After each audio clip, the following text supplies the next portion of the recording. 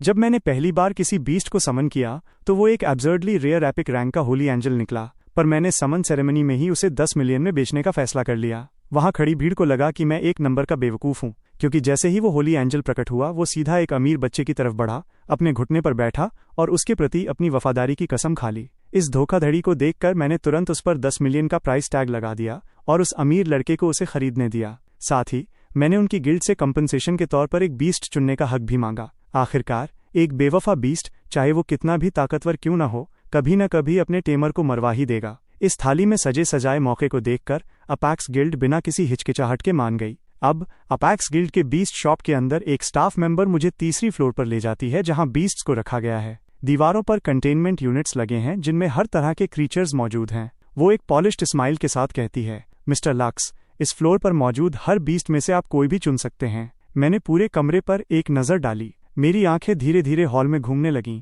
वो एक ऐसे क्रीचर पर रुकी जो सर से पैर तक लाल रंग के स्केल्स से ढका हुआ था। मेरा स्टेटस पैनल सामने चमकने लगा। Scale beast, potential rank elite, stage 1, level tier 1। मैं आगे बढ़ गया। अगला वाला एक चमकता हुआ स्नो वाइट डेमन वोल्फ था, जो अपने केज के अंदर आलसी तरीके से लेटा हुआ था। Blizzard demon wolf, potential rank elite, stage 6, level tier 1। मैंने अपना पूरा वक्त लिया और पूरे हॉल का चक्कर लगाया। अंत तक आते आते मेरी थ्योरियां चढ़ गईं। यहाँ के ज्यादातर बीस्ट्स या तो कॉमन रैंक पर अटके थे या एलीट रैंक पर। हीरोइक रैंक्ड बीस्ट्स तो कहीं दिख ही नहीं रहे थे, और यहाँ का सबसे हाई रैंक वाला बीस्ट सिर्फ एक हीरोइक स्टेज 2 का कैंडल बीस्ट था। ये मेरी उम्मीदों से बहुत नीचे था। क्या बस इतना ही है? मैं रुका और स्टाफ मेंबर की तरफ मुड़ा। उसने अपनी स्माइल बरकरार रखी। हाँ मिस्टर लक्स, इनके अलावा बस बेसमेंट में कुछ बिना बिके हुए बीस्ट्स हैं जिन्हें कोई और नहीं चाहता था। ज्यादातर में परमानेंट डिफेक्ट्स हैं जो ठीक नहीं हो सकते। उन्हें कल डिस्पोज करने का शेड्यूल है। मैंने सर हिलाया।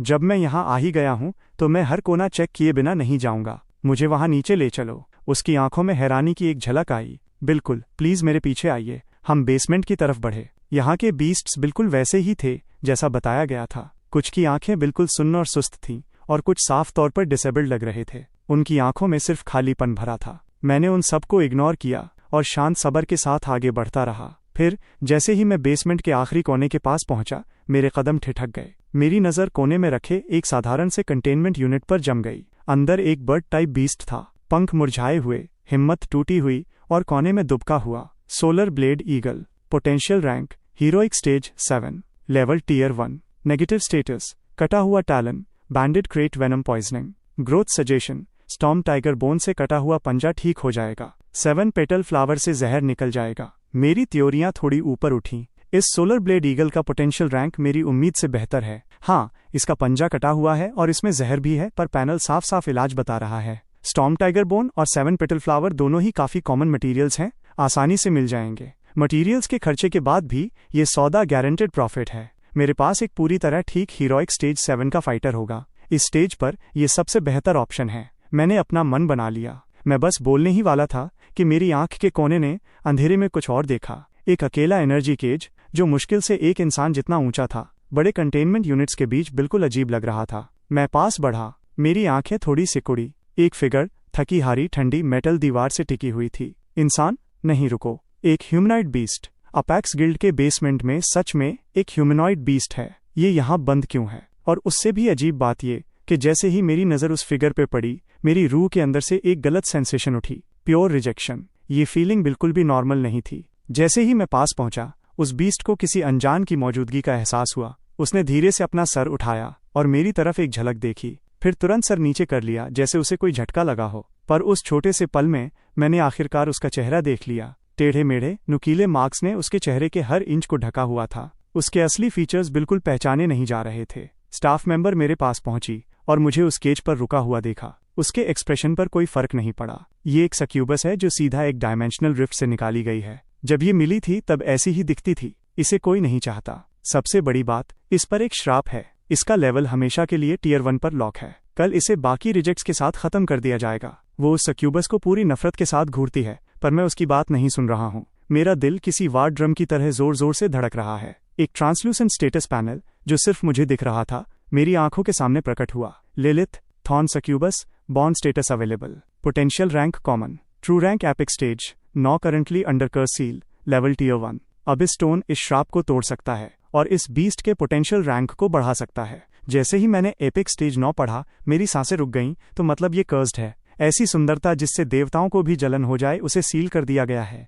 इस लिलिथ नाम के बीस्ट का असली पोटेंशियल रैंक स्टेज 19 तक जाता है, जो लीजेंडरी से बस एक कदम दूर है। ये आज तक का सबसे हाई पोटेंशियल रैंक है जो मैंने किसी बीस्ट में देखा है। वो एंजल जिसने मुझे धोखा दिया, वो तो लिलिथ के जूते उठाने के लायक भी नहीं है, और स्किल पैनल तो पूरी तरह भरा हुआ है। शुरुआत से ही 3 स्किल्स। सबसे जरूरी बात, बीस्ट पैनल साफ दिखा रहा है कि कर्स कैसे तोड़ना है और इसके पोटेंशियल रैंक को और ऊपर कैसे ले जाना है। इसका मतलब अगर मैं इस सक्यूबस को खरीदता हूं और वो मटेरियल्स जमा करता हूं, तो मेरे पास एक लीजेंडरी रैंक के बराबर की पावर हाउस होगी। सिर्फ ये सोचकर ही मेरी सांसें तेज हो गई हैं। ये वही है जिसे मैं ढूंढ रहा था, मेरी पार्टनर। मैं स्टाफ मेंबर की तरफ मुड़ा और कहा, मुझे ये सक्यूबस चाहिए, मैं इसे अभी ले जाऊंगा। केज के अंदर लिलिथ के कमजोर शरीर को एक झटका लगा। क्या ये मेरे बारे में बात कर रहा है? उसने तुरंत अपना सर उठाया और अपने सामने खड़े उस शांत और हैंडसम चेहरे को हैरानी से देखा। उसकी आंखें यकीन नहीं कर पा रही थी। जब से वो पैदा हुई थी, दुनिया उसे हर तरफ से सिर्फ नफरत ही देती आ रही थी। वो सुन्न हो चुकी थी।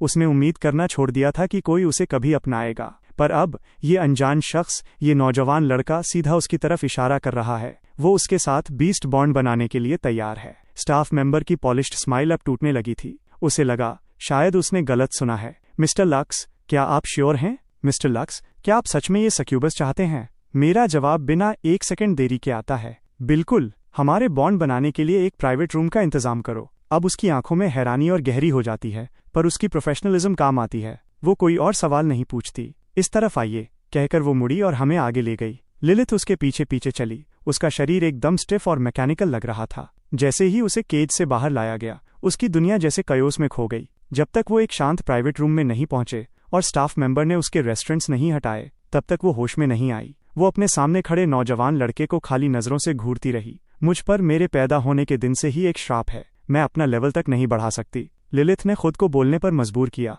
उसकी आवाज डर और तकलीफ से भरी हुई थी। आपने मुझे चुना है, पर मैं आपके लिए लड़ नहीं सकती। मैं आपको कोई शोहरत नहीं दिला सकती। उसकी आवाज ने मुझे हैरान कर दिया। मैंने कभी नहीं सोचा था कि इतने खराब चेहरे वाले बीस्ट की आवाज ऐसी होगी, सॉफ्ट, हॉन्टिंग और ऐसी जिसे इग्नोर करना नामुमकिन हो। मुझे पता है तुम्हारा कर्ज कैसे तोड़ना है। क्या तुम मेरे साथ बॉन्ड बनाओगी? कर्ज तोड़ना? लिलिथ का दिल ऐसे भिंच गया जैसे किसी अनजान हाथ ने उसे पकड़ लिया हो। जिस पल आपने मुझे चुना, तभी से मेरी जिंदगी आपकी हो चुकी है। लिलिथ की आवाज मुश्किल से एक विस्पर थी, पर उसमें एक पक्का इरादा था। मैंने कुछ नहीं कहा। मेरी उंगली पर एक हल्की रोशनी जमा हुई। मैंने उसे धीरे से लिलिथ के माथे पर प्रेस किया। रोशनी चमकती है। एक पुराना बॉन्ड सर्कल उन दोनों के नीचे उभर कर आता है। इक्वल बॉन्ड बन गया। मैंने तुरंत बाहर खड़ी स्टाफ मेंबर को बुलाया। मुझे कुछ मटेरियल्स खरीदने हैं। एक feather of eternal night, 5 fangs of the inferno और 2 अबिस स्टोन्स। स्टाफ मेंबर का चेहरा लिलिथ को चुनने के वक्त से भी ज्यादा पीला पड़ गया। ये तीनों चीजें बेहिसाब रेयर और महंगी हैं, खासकर अबिस स्टोन्स।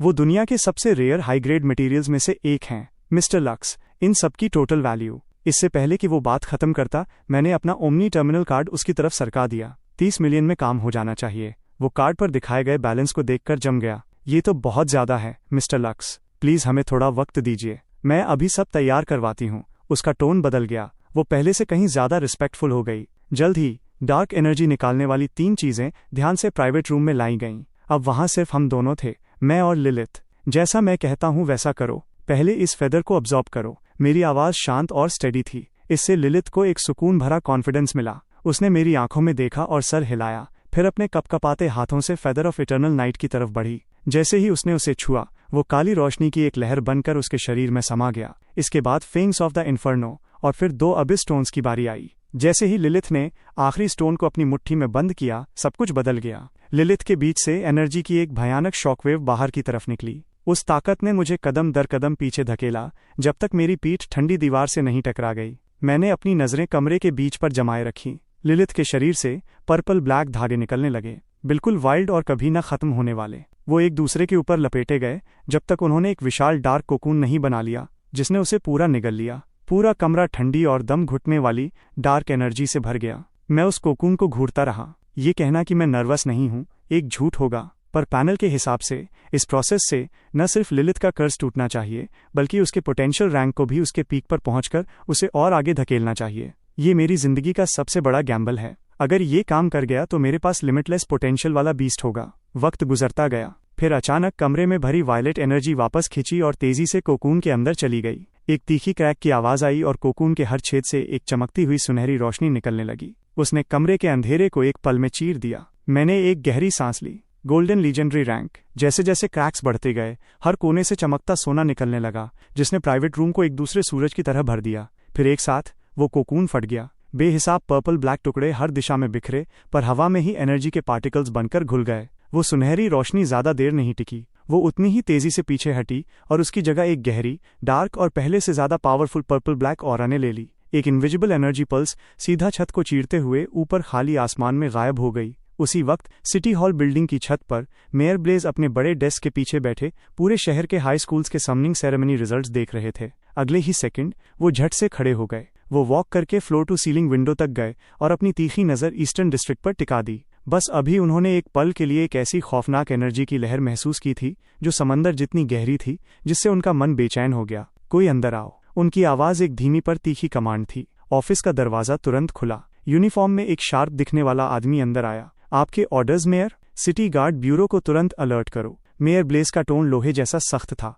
ईस्टर्न डिस्ट्रिक्ट पर कड़ी नजर रखो। किसी भी अजीब चीज की जांच करो, खासकर डायमेंशनल रिफ्ट खुलने का कोई भी निशान। सबॉर्डिनेट ने तुरंत हुक्म माना और तेजी से बाहर निकल गया। ऑफिस में खामोशी छा गई। सिर्फ मेयर ब्लेज अकेले रह गए। उनके चेहरे पर घनघोर बादल छाए हुए थे। इतनी बड़ी एनर्जी रिएक्शन के सिर्फ 3 ही कारण हो सकते हैं। पहला, कोई नया अननोन डायमेंशनल रिफ्ट पास में खुला है। दूसरा, कोई सोवरन रैंक एंटिटी नीचे आई है। तीसरी, एक लीजेंडरी रैंक्ड बीस्ट पैदा हुआ है। एक सोवरन रैंक्ड वॉरियर पूरी नेशन में इज्जत और नजर में रहने वाली शख्सियत होती है। उनमें से हर एक को ट्रैक किया जाता है। ब्लेज को लिनुआन में पोस्ट हुए 10 साल हो गए हैं, पर उन्होंने कभी लीजेंडरी रैंक्ड बीस्ट नहीं देखा। लिनुआन जैसे मिड साइज शहर में तो एक एपिक रैंक बीस्ट भी जिंदगी में एक बार होने वाली घटना है। लीजेंडरी रैंक की बात तो ब्लेज के समझ से बाहर थी। वो वापस अपने डेस्क पर अधूरी रिपोर्ट की तरफ मुड़ गए। वापस प्राइवेट रूम में एनर्जी वेव का आखिरी निशान भी खत्म हो गया। एक अजीब सी भारी खामोशी छा गई। मेरी आंखें कमरे के बीच में जमी रहीं। मेरे दिल की धड़कन उस खामोशी को बिजली की तरह भर रही थी।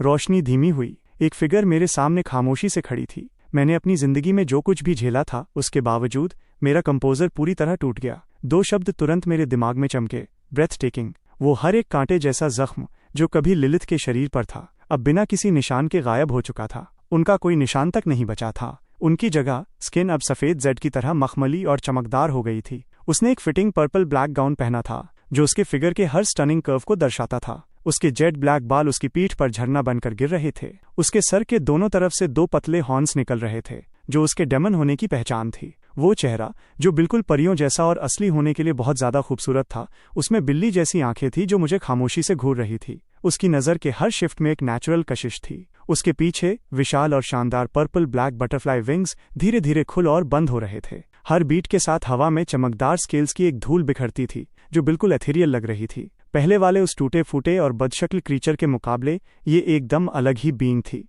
पर असली चीज जिसने मेरी धड़कन बढ़ा दी वो ये थी। ट्रांसफॉर्मेशन के बाद लिलिथ का स्टेटस पैनल पूरी तरह बदल चुका था। Lilith, witch of the night, potential rank legendary stage 1, level tier 1, growth suggestion, pearl of eternal night, infernal spring water और नाइटमेयर क्रिस्टल कंज्यूम करने से इस बीस्ट का पोटेंशियल रैंक और बढ़ सकता है। मैं उन चमकदार शब्दों लीजेंडरी स्टेज 1 को घूरता रहा और धीरे से सांस छोड़ी। लगभग 30 मिलियन दांव पर लगे थे और मुझे एक लीजेंडरी रैंक बीस्ट मिला, बिल्कुल जैकपॉट। जब मैं हैरानी में उस पैनल को देख ही रहा था तभी लिलिथ हिली। वो खामोशी से तैरते हुए मेरे बिल्कुल सामने आ खड़ी हुई। एक हल्की घोंसली खुशबू मुझ तक पहुंची। उन होश उड़ा देने वाली आंखों ने मेरी नज़र को ऐसी शिद्दत से पकड़ा जैसे वो मेरी तस्वीर अपनी रूह की गहराइयों में उतार लेना चाहती हों। फिर उसने जेड जैसी सफ़ेद उंगली उठाई और उसे धीरे से अपने माथे पर प्रेस किया। उसके उंगलियों के बीच एक अजीब सी पर्पल रेड एनर्जी का धागा दिखा। इससे पहले कि मैं समझ पाता वो क्या कर रही है, लिलिथ ने उसे धीरे से मेरे माथे पर प्रेस कर दिया। एक पल में मुझे एक एहसास हुआ, वन साइडेड, जिसे नकारा नहीं जा सकता, एब्सोल्यूट और टोटल कंट्रोल। सिर्फ एक सोच से मैं लिलिथ की जिंदगी या मौत का फैसला कर सकता हूँ। मेरा दिल धक से रह गया। मैंने झट से पैनल देखा। स्टेटस बार में वो इक्वल बॉन्ड जो मैंने लिलिथ के साथ बनाया था, वो खामोशी से एक स्लेव बॉन्ड बन चुका था। शौक मुझे एक लहर की तरह लगा। मुझे कोई अंदाजा नहीं था कि उसने ऐसा क्यों किया। लिलिथ ने तुरंत कुछ एक्सप्लेन नहीं किया। वो आगे बढ़ी और खुद को मेरी बाहों में गिरा दिया। एक आवाज जो गर्मी से भरी, नर्म और हल्की सी कपकपाती हुई थी मेरे कान में फुसफुसाई, मास्टर, जिस पल आपने मुझे उस ठंडे और अंधेरे बेसमेंट में चुना था, तब से इस दुनिया में कुछ भी और मायने नहीं रखता। आपने मुझे उस कभी न खत्म होने वाले अंधेरे और मायूसी से बाहर निकाला है। मेरी जिंदगी, जो कुछ भी मैं हूं, वो आपका दिया हुआ एक तोहफा है। लिलिथ ने अपना गाल धीरे से मेरे कंधे पर टिका दिया। उसकी आवाज में एक गहरी और शांत शांति थी। इसलिए प्लीज इस सबको कबूल कीजिए। मैं बिल्कुल सुन्न हो गया। मेरा दिल ऐसे धड़का जैसे किसी विशाल चीज से टकराया हो। एक ऐसी गर्मी जिसे मैं लफ्जों में बयान नहीं कर सकता मेरे अंदर कहीं गहराई से उठी। मैंने उस एंजल के बारे में सोचा जिसने सबके सामने मुझे धोखा दिया था। मैंने उसके एरोगेंस और उस ठंडे बर्ताव के बारे में सोचा जो उसने जाते वक्त दिखाया था, जैसे ये दुनिया की सबसे नॉर्मल बात हो। तो मतलब इस दुनिया का हर बीस्ट वैसा नहीं होता। तो ऐसी होती है असली वफादारी, ये तड़प, ये इतना साफ और एब्सोल्यूट समर्पण। लिलिथ ने जो किया, उसने मुझे उस तरह मूव किया जैसा पहले कभी कुछ नहीं कर पाया था। एक ऐसी सच्चाई और भरोसा जो मैंने पहले कभी महसूस नहीं किया था। ये इतना गहरा भरोसा मुझ में कुछ ऐसा जगा गया जिसे मैं रोक नहीं पाया। मैंने धीरे से अपना हाथ उठाया और लिलिथ की पीठ पर रखा। उसने इसे महसूस किया। उसने मुझे थोड़ा और कसके पकड़ लिया। मास्टर, आज के बाद से मैं आपके रास्ते के हर कांटे को काट फेंकूंगी। मैं आपके सामने से हर रुकावट को साफ कर दूंगी। मैंने अपनी बाहों में उस स्टनिंग चेहरे को नीचे देखा और मेरे चेहरे पर एक असली स्माइल आ गई। वेलकम लिलिथ, मेरी पहली पार्टनर। जब मैं लिलिथ के साथ अपर फ्लोर से बाहर निकला तो पूरे हॉल में सन्नाटा छा गया। हर एक नज़र, स्टाफ और कस्टमर्स, सब अपने आप लिलिथ की तरफ खिंच गए। उनके चेहरे हैरानी और शौक से भर गए। ओ भाई, ये कौन है? क्या ये इसका बीस्ट है? ये तो अनरियल है। वो स्टाफ मेंबर जिसने पहले मुझे अटेंड किया था वहां खड़ी पूरी तरह फ्रीज हो गई थी। वो मेरे पीछे चलती उस होश उड़ा देने वाली फिगर को देख रही थी। उसका दिमाग खाली हो गया था। वो तो बेसमेंट की वो घिनौनी और टूटी फूटी सक्यूबस थी। ये कैसे मुमकिन है? पर सच उसके बिल्कुल सामने था। उसके पास यकीन करने के अलावा कोई चारा नहीं था। इस वक्त वो बस एक ऐसी स्माइल दे पाई जो किसी फ्यूनरल मास्क से भी ज्यादा स्टिफ थी। वो फिर भी जल्दी से पास आई। मिस्टर लक्स, आपका पेपर वर्क पूरा हो गया है। आप जब चाहें जा सकते हैं। मैंने सर हिलाया। मैंने सीढ़ियों की परवाह नहीं की। मैं लिलिथ के साथ सीधा गिल्ड से बाहर निकल गया। मेरे दरवाजे से गायब होने के बाद ही वो स्टाफ मेंबर होश में आई। वो अपने टर्मिनल की तरफ भागी और जितनी तेजी से हो सके चेयरमैन सॉन्ग को डायल किया। चेयरमैन, कुछ हो गया है। शहर के दूसरी तरफ सॉन्ग फैमिली के एस्टेट में विक्टर सॉन्ग स्टाफ मेंबर की रिपोर्ट सुनते हैं। उनकी थ्योरियां थोड़ी सिकुड़ती हैं। तुम कह रही हो कि सक्यूबस का रूप वापस आ गया है? बिना किसी शक के मैंने अपनी आंखों से देखा है। वो उस एंजल से भी ज्यादा खूबसूरत है जो आप लेकर आए हैं। विक्टर सॉन्ग की आंखों में हैरानी की एक झलक आई। फिर उनका माथा धीरे से रिलैक्स हुआ। तो उसका रूप वापस आ गया? तो क्या हुआ? कॉमन पोटेंशियल रैंक, एक ऐसा लेवल जो कभी बढ़ ही नहीं सकता। सिर्फ दिखावा है, दम नहीं। अभी भी कचरा ही है। उन्होंने कॉल काट दिया और उस एंजल की तरफ देखा जो मजबूत बनने के लिए मटेरियल्स अब्सॉर्ब कर रही थी। उन्होंने ये बात एक मजाक की तरह शेयर की और जैन ने एक स्नीयर के साथ सुना। रुको, उस गरीब ने हमारी गिल्ड के सारे एलीट और हीरोइक बीस्ट्स को छोड़कर एक रिजेक्ट को चुना। टिपिकल गवार। वो मुस्कुरा दिया। अच्छा हुआ कि तुम मेरे पास आ गई। उस लूजर पर एक एपिक रैंक बीस्ट बर्बाद करना शर्म की बात होती। उसके पास वो एंजल जिसका नाम जैन ने अब फ्रॉस्ट रखा था, ये सारी बातें सुनती है और अपने हमेशा वाले ठंडे और अलग टोन में बोलती है। जो भी दिखावे को अपने फैसले पर हावी होने देता है वो कभी सच में ताकतवर नहीं बन सकता। उसने अपनी थोड़ी थोड़ी ऊपर उठाई। उसकी ठंडी नीली आंखों में अपने पुराने टेमर के लिए गहरी नफरत थी। तो लक्स नाम का वो इंसान बिल्कुल वैसा ही शैलो बेवकूफ है जो एक सक्यूबस के चक्कर में आ गया। अच्छा हुआ मैंने उसके साथ बॉन्ड नहीं बनाया। ऐसे मास्टर के साथ रहना एक एंजल होने की पवित्र शान पर धब्बा होता। विक्टर सॉन्ग अपने बेटे और उस एंजल को देखते हैं और एक सेटिस्फाइड सर हिलाते हैं। अब ये हुई ना वो विजन और कंपोजर जो मेरे बेटे में होनी चाहिए। फिर उनका टोन सीरियस हो जाता है। नेशनल बीस्ट एग्जाम एक हफ्ते बाद है। अब ज्यादा दूर नहीं है। ये तुम्हारे लिए अपना नाम बनाने का सबसे बड़ा मौका है। अगले कुछ दिनों के लिए फ्रॉस्ट को नॉविस रेल्म में ले जाओ और वहां जमकर ग्राइंड करो। एग्जाम से पहले उसका लेवल अप कर लो। तुम्हारे पास एक एपिक रैंक बीस्ट है। नॉविस रेल्म लीडर बोर्ड की टॉप स्पॉट तुम्हारी ही होनी चाहिए। जैन मुस्कुरा दिया, पूरा कॉन्फिडेंट और क्रूअल। चिंता मत कीजिए, मैं सबको दिखा दूंगा कि लिनवान का असली टॉप टैलेंट कौन है। जब तक एक इंसान और एक बीस्ट गिल्ड से बाहर निकले तब तक आसमान शाम की लाली में डूब चुका था। मैं लिलिथ के साथ पैदल घर की तरफ चलने लगा। मेरा घर एक पुराने रेजिडेंशियल ब्लॉक में है, छोटा पर साफ सुथरा, बस थोड़ा खाली सा। 3 साल पहले मेरे पेरेंट्स एक डायमेंशनल रिफ्ट एक्सप्लोर करने के मिशन पर गए थे और वहां उनकी मौत हो गई। उन्होंने मुझे और मेरी बहन रेन को एक दूसरे का ख्याल रखने के लिए छोड़ दिया। अब रेन दूर कैपिटल में पढ़ाई कर रही है और इस घर में अब सिर्फ मैं हूँ। मैंने दरवाजा धक्का देकर खोला। वही पुरानी खामोशी मुझसे टकराई। जहां दिल करे बैठ जाओ, अब ये तुम्हारा ही घर है। लिलिथ हिली नहीं। वो एंट्रीवे में खामोशी से खड़ी रही। उसकी आंखें साधारण से फर्नीचर पर घूमने लगीं और आखिरकार मेरी पीठ पर टिक गईं। घर, ये शब्द उसके लिए बिल्कुल अनजान था। अंधेरे में पैदा होने से लेकर केज में बंद रहने तक उसने कभी नहीं जाना था कि किसी जगह से जुड़ना क्या होता है, जब तक ये नौजवान लड़का नहीं मिला। एक सिंपल डिनर के बाद मेरा ओमनी टर्मिनल अचानक जल उठा। स्क्रीन पर रेन का नाम फ्लैश हो रहा था। मैंने उठाया। लिविंग रूम के बीच में एक चमकती हुई होलोग्राफिक प्रोजेक्शन प्रकट हुई। हे, कैसा रहा? समनिंग सेरेमनी खत्म हो गई? तुम्हारे पहले बीस्ट का पोटेंशियल रैंक क्या है? मुझे दिखाओ, जल्दी करो। दूसरी तरफ रेन मुझसे भी ज्यादा एक्साइटेड थी और एक के बाद एक सवालों की बारिश कर रही थी। मैं मुस्कुरा दिया और थोड़ा मुड़ा, कैमरा लिलिथ की तरफ घुमाते हुए, जो सोफा पर शांति से बैठी थी। जैसे ही रेन ने लिलिथ को देखा, उसकी आंखें फटी की फटी रह गईं। एक ह्यूमनॉइड बीस्ट, लक्स, तुम्हारी किस्मत तो एकदम इंसान है। ये कितनी स्टनिंग है। लिलिथ ने ये तारीफ सुनी और सिर्फ एक तमीज भरे शांत सर हिलाने के साथ उसका शुक्रिया किया। उसकी आंखें तुरंत वापस मुझ पर टिक गईं।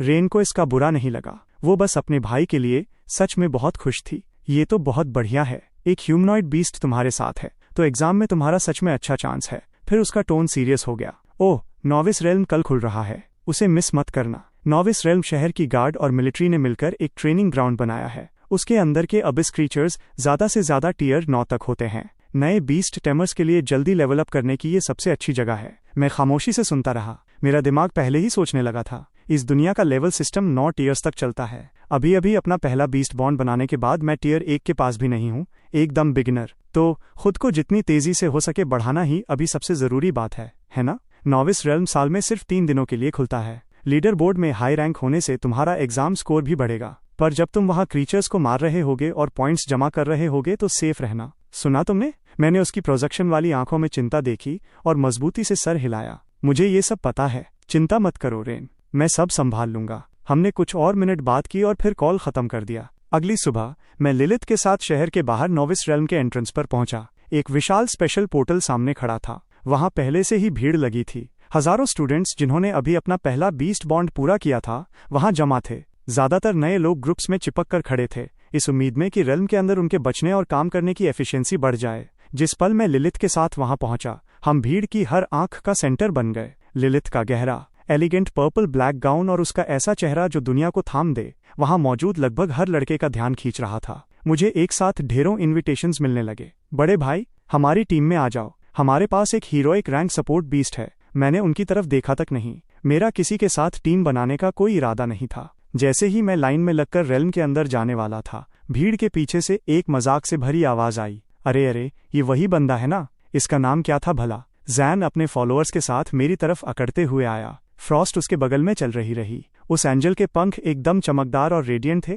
और उसके एक्सप्रेशन पूरे ठंडे एरोगेंस से भरे थे। उसने मेरी तरफ जो नजर डाली उसमें साफ नफरत थी। जैन की नजर एक पल के लिए लिलिथ पर ठिठकी। उसके चेहरे पर हैरानी और जलन की एक झलक आई जो तुरंत मजाक उड़ाती नफरत में बदल गई। इसके चक्कर में मत आओ लोगों। जैन ने अपनी आवाज ऊंची की और भीड़ की तरफ देखकर बड़े चढ़ा बढ़ाकर बोलने लगा, माना कि इसके साथ वाला बीस्ट देखने में सुंदर है, पर ये और कुछ नहीं, बस एक रिजेक्ट है जिसे हमारी अपैक्स गिल्ड खत्म करने वाली थी। कॉमन पोटेंशियल रैंक लेवल हमेशा के लिए लॉक्ड। सिर्फ दिखावा है, दम नहीं, बस एक डेकोरेशन पीस। ये शब्द किसी ग्रेनेड की तरह गिरे। भीड़ में शोर मच गया। वही लोग जो अभी कुछ देर पहले मुझे अपनी टीम्स में इनवाइट कर रहे थे, अब मुझे बिल्कुल अलग नजरों से देखने लगे। बाहर से चमकीला, अंदर से खोखला। लोग तुरंत मुझसे दूरी बनाने लगे। भीड़ का रिएक्शन देखकर जैन की स्माइल हर सेकंड के साथ और सैटिस्फाइड होती गई। वो बिल्कुल मेरे पास आया और फ्रॉस्ट के पंख को दिखावे के लिए थपथपाया। ये देखा, ऐसा बीस्ट एक असली टैलेंट डिजर्व करता है। और सच कहूं तो क्या मुझे तुम्हारा शुक्रिया नहीं अदा करना चाहिए?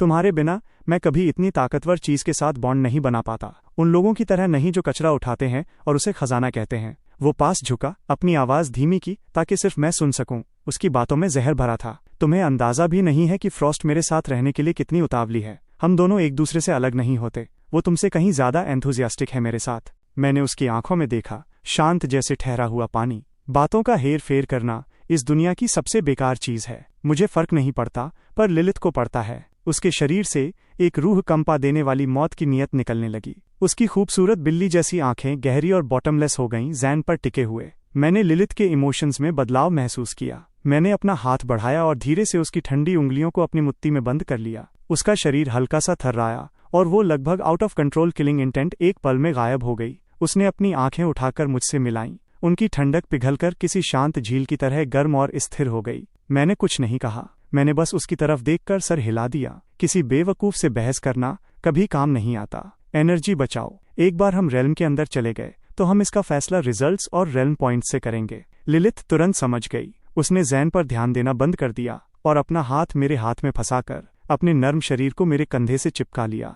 फिर वो अपनी नज़र बिल्कुल आलसी तरीके से जैन के पीछे खड़ी फ्रॉस्ट पर डालती है। उसका ये जेस्चर बिना एक शब्द बोले सब कुछ कह देता है। ये मेरा है। मैं अपना हाथ छुड़ाने की कोशिश करता हूँ, पर उसकी ग्रिप इतनी मजबूत है कि वो छोड़ती ही नहीं। मैंने 2-3 बार कोशिश की, पर कुछ नहीं हुआ। आखिर में मैंने उसे वैसे ही रहने दिया। ये पल जैन को एक करारे थप्पड़ की तरह लगता है। उसका चेहरा गुस्से से एकदम बदशक्ल लाल हो जाता है। ये कैसे मुमकिन है कि एक गरीब गवार, एक दुम लूजर बंदे के पीछे इतनी स्टनिंग बीस्ट खुद को झोंक रही है, जबकि उसकी अपनी एपिक रैंक एंजल इतनी ओबेडियंट होने के बावजूद उससे एक ठंडी और ना छुए जाने वाली दूरी बनाकर रखती है। मैंने पलटकर उसकी तरफ देखा तक नहीं। मैं लिलिथ के साथ उस चमकते हुए रियलम पोर्टल की तरफ बढ़ गया। जिस पल मैंने अंदर कदम रखा, मेरे पैरों के नीचे एक ठोस जमीन वापस आ गई और मेरे चारों तरफ की दुनिया पूरी तरह बदल चुकी थी। एक ठंडा, सदियों पुराना जंगल हर दिशा में फैला हुआ था। The novice realm. लिलिथ ने पूरी तेजी और अलर्ट नजरों से अपने आसपास का जायजा लिया। उसके पर्पल ब्लैक पंख थोड़े अंदर की तरफ सिकुड़े ताकि वो हम दोनों को शील्ड कर सके।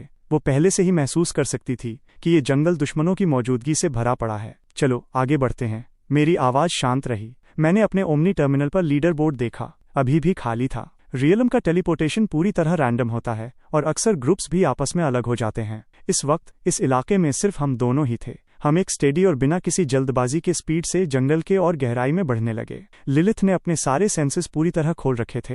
वो हमारे आसपास की हर एक सरसराहट और बदलाव को पकड़ रही थी। फिर लगभग 10 मिनट बाद मैं बिखरे हुए पत्थरों के एक आम से ढेर के पास रुका। लिलिथ ने मुझे बड़े हैरान होकर देखा। यहाँ आसपास किसी क्रिएचर की मौजूदगी बिल्कुल नहीं थी। एक दुम फैंटेसी एनर्जी सिग्नेचर भी नहीं थी। मैंने कुछ एक्सप्लेन नहीं किया। मैंने बस अपना हाथ उठाया और उस ढेर के बीच एक पत्थर की तरफ इशारा किया जो बाकी सबसे थोड़ा ज्यादा डार्क था। मेरी नज़र में एक स्टेटस पैनल जो सिर्फ मुझे दिख रहा था साफ साफ चमक उठा। Stone lurker, potential rank common, level tier 2। इस पर अटैक करो। बस 3 शब्द। लिलिथ के दिमाग में बेहिसाब सवाल थे, पर उसने एक पल के लिए भी हिचकिचाहट नहीं दिखाई। हवा में एक हल्की सी गूंज उठी। क्रिम्सन लाइट में लिपटी हुई एक विशाल काली तलवार जैसी साइथ उसके हाथ में प्रकट हो गई। स्किल, साइथ ऑफ एब्सोल्यूशन। नरक की गहराइयों में बनी एक साइथ। उसका ब्लेड शैतानी क्रिम्सन रोशनी में लिपटा हुआ। ये जिस भी जख्म पर वार करेगी वो एक फिक्स्ड वक्त तक ना तो ठीक हो पाएगा और ना ही रिकवर हो पाएगा। लिलिथ ने हैंडल पर अपनी पकड़ मजबूत की और एक साई की तरह आगे बढ़ी।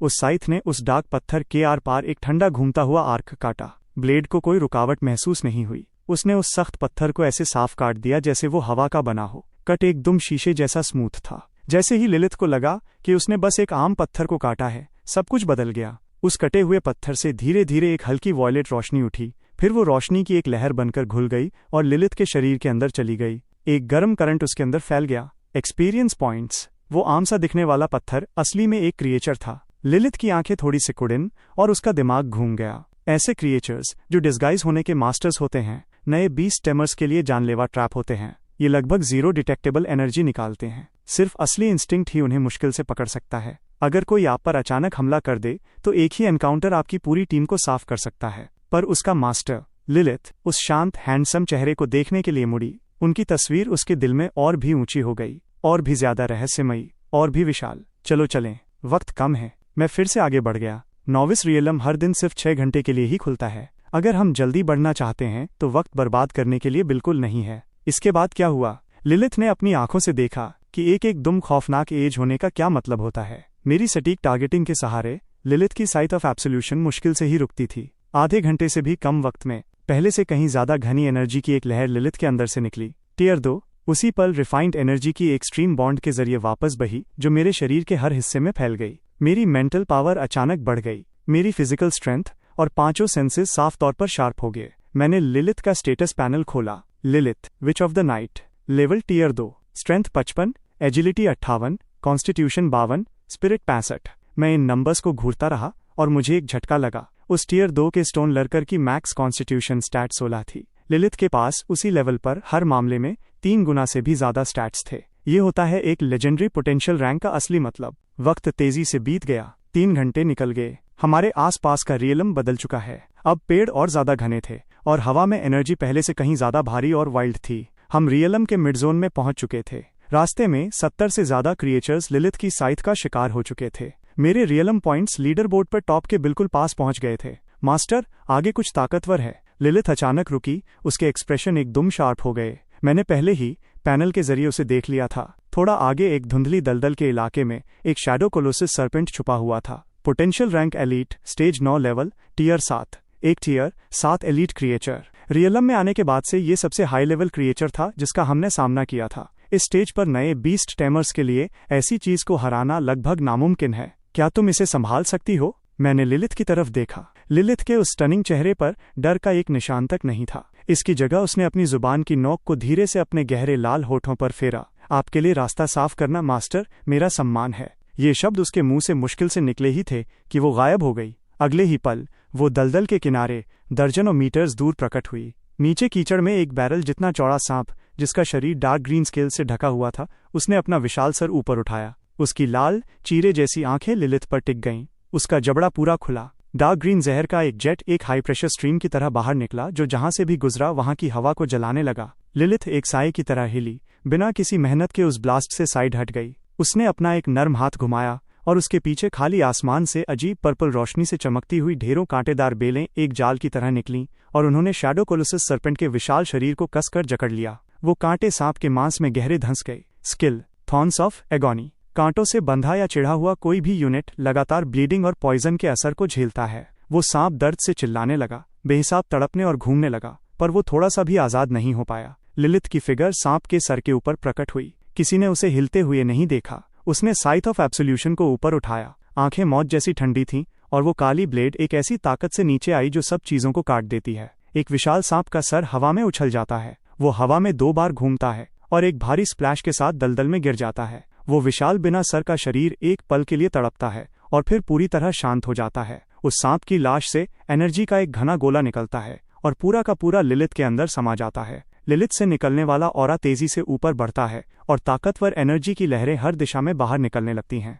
टियर 6। उसी पल फीडबैक एनर्जी की एक और भी ज्यादा शुद्ध स्ट्रीम बॉन्ड के जरिए मेरे शरीर में बहती है। मैं इसे साफ महसूस कर सकता हूँ। मेरी मेंटल पावर और शारीरिक ताकत एक और लेवल ऊपर बढ़ रही थी। मैंने अपने टर्मिनल पर रियलम पॉइंट्स चेक किए। 25,000 पॉइंटों लीडर बोर्ड पर फर्स्ट प्लेस, पर यह बिल्कुल भी काफी नहीं है। पॉइंट्स मेरे लिए बस एक बोनस है। ग्राइंड करना और लेवल अप करना असली मायने में वही जरूरी है। और गहरे चलो, मैं 1 सेकंड के लिए भी नहीं रुका और लिलिथ के साथ रियलम में और आगे बढ़ गया। कहीं और रियलम के एक विशाल खुले मैदान के बीच जैन नुकीले पत्थरों के एक ढेर के पीछे बैठा था। उसकी आंखें चमक रही थीं जब वो पास ही की एक बड़ी गुफा को घूर रहा बैठा था। अंदर एक छोटी पहाड़ी के साइज का क्रिएचर जो डार्क रेड बालों से ढका हुआ था, गहरी नींद में सोया था। Blood rage lion, potential rank elite, stage 9, level tier 7। और उस शेर के पीछे गुफा के अंदर गहराई में कुछ अजीब से पौधे हल्की लाल रोशनी में चमक रहे थे जो गुफा की सांस के साथ हिल रहे थे।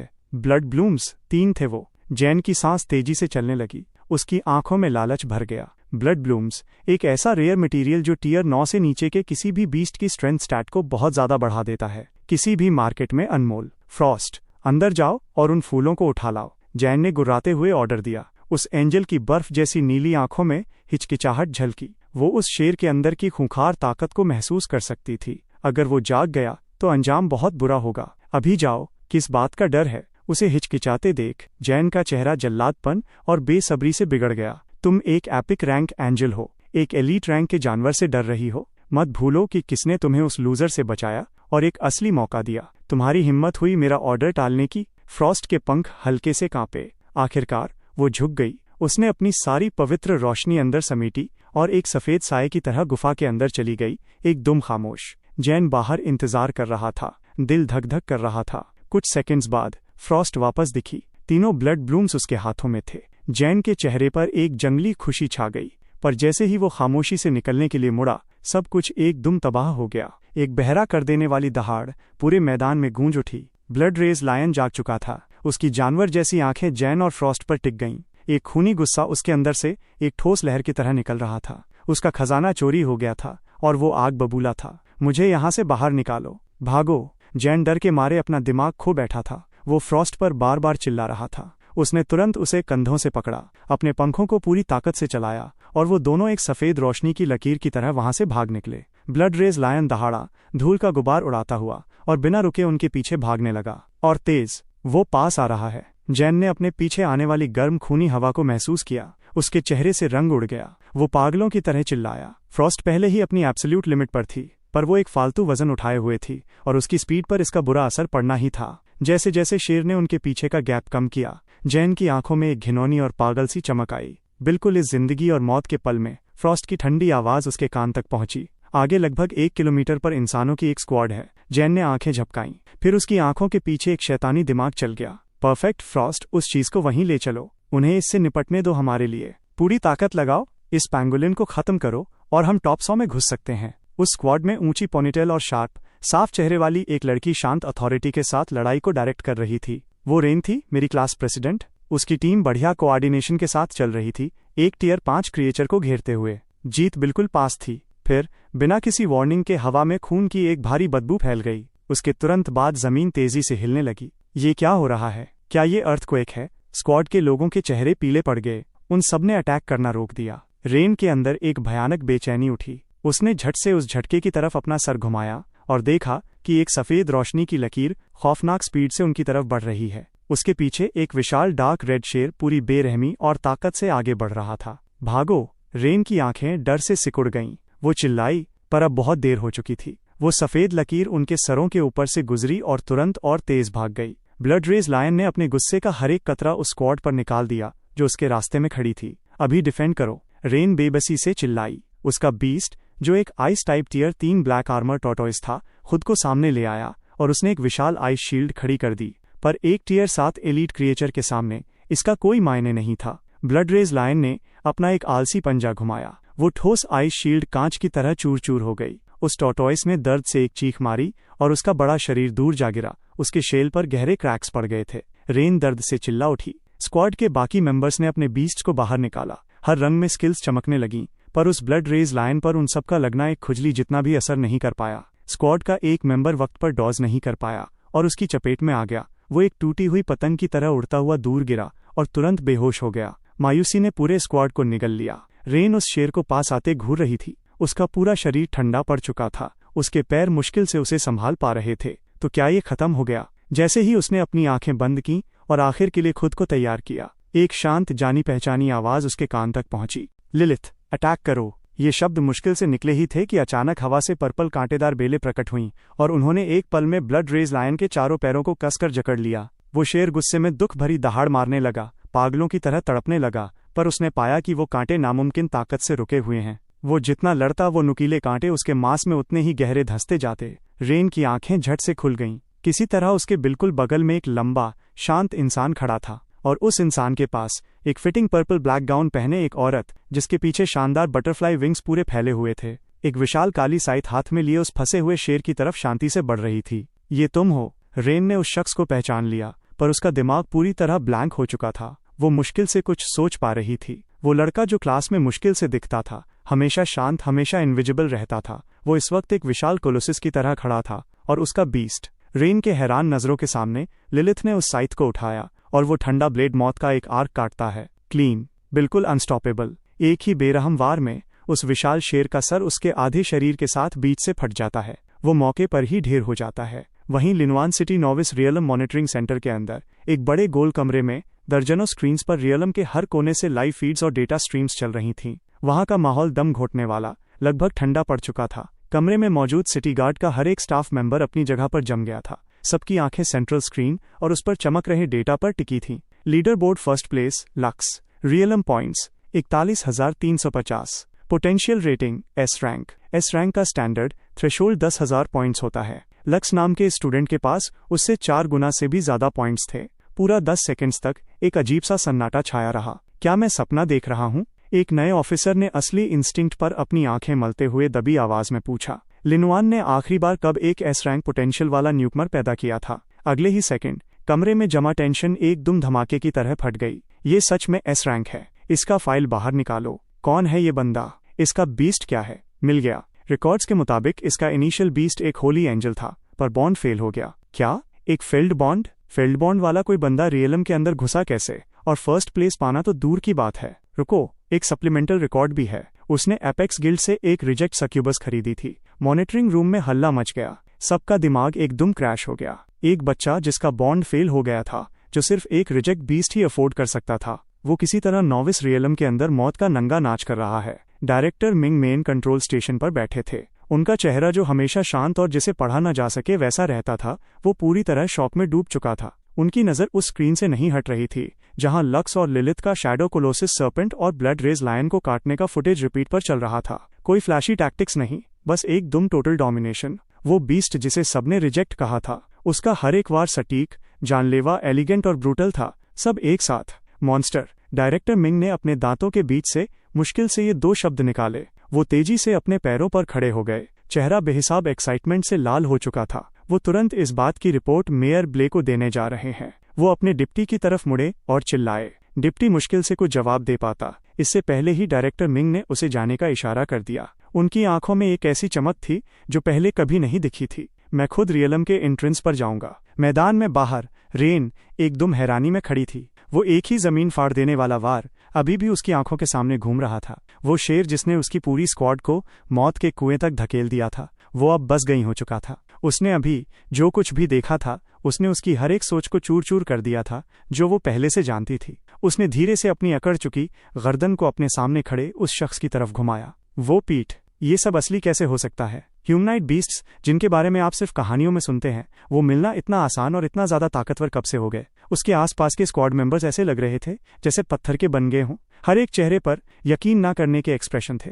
उस पूरे सीन में सिर्फ हवा की आवाज गूंज रही थी। तुम लोग ऐसे ब्लैंक क्यों हो रहे हो? मेरी आवाज में थोड़े मजाक का लहजा था जिसने उस खामोशी को तोड़ा। रेन होश में आई। आखिरकार वो उस शौक से बाहर निकली और उसके गाल तुरंत लाल हो गए। घबराहट में वो मुश्किल से बोली, थैंक यू, तुमने हमें बचा लिया। उसकी आवाज सच में शुक्रगुजार थी। थैंक यू लक्स, तुमने सच में हमारी जान बचाई है। तुम तो लेजेंड हो। स्क्वाड के बाकी लोग भी एक साथ होश में आ गए। हर कोई एक दूसरे के ऊपर चिल्लाकर अपना शुक्रिया अदा करने लगा। मैंने हाथ हिलाकर उसे मना कर दिया। मेरे लिए इसमें से कुछ मायने नहीं रखता। मेरी आंखें रेन पर टिक गईं। तुमने इतनी बड़ी चीज को अपने पीछे कैसे लगा लिया? इस सवाल पर रेन के एक्सप्रेशन गुस्से से भड़क उठे। हमें कोई अंदाजा नहीं है, उसने कहा। गुस्से में उसकी आवाज दबी हुई थी। हम एक पैंगोलिन को खत्म करने के बीच में थे और तभी वो शेर अचानक कहीं से हम पर टूट पड़ा। मैंने आसमान में एक फिगर को देखा जो जानबूझकर उस शेर को सीधा हमारी तरफ हाँक रहा था। एक बार जब हम फंस गए तो वो इंसान वहां से भाग निकला। घिनौना दिमाग था, देखने में एक एंजल जैसा था। उसके बगल के एक स्क्वाड मेंबर ने बात जोड़ी।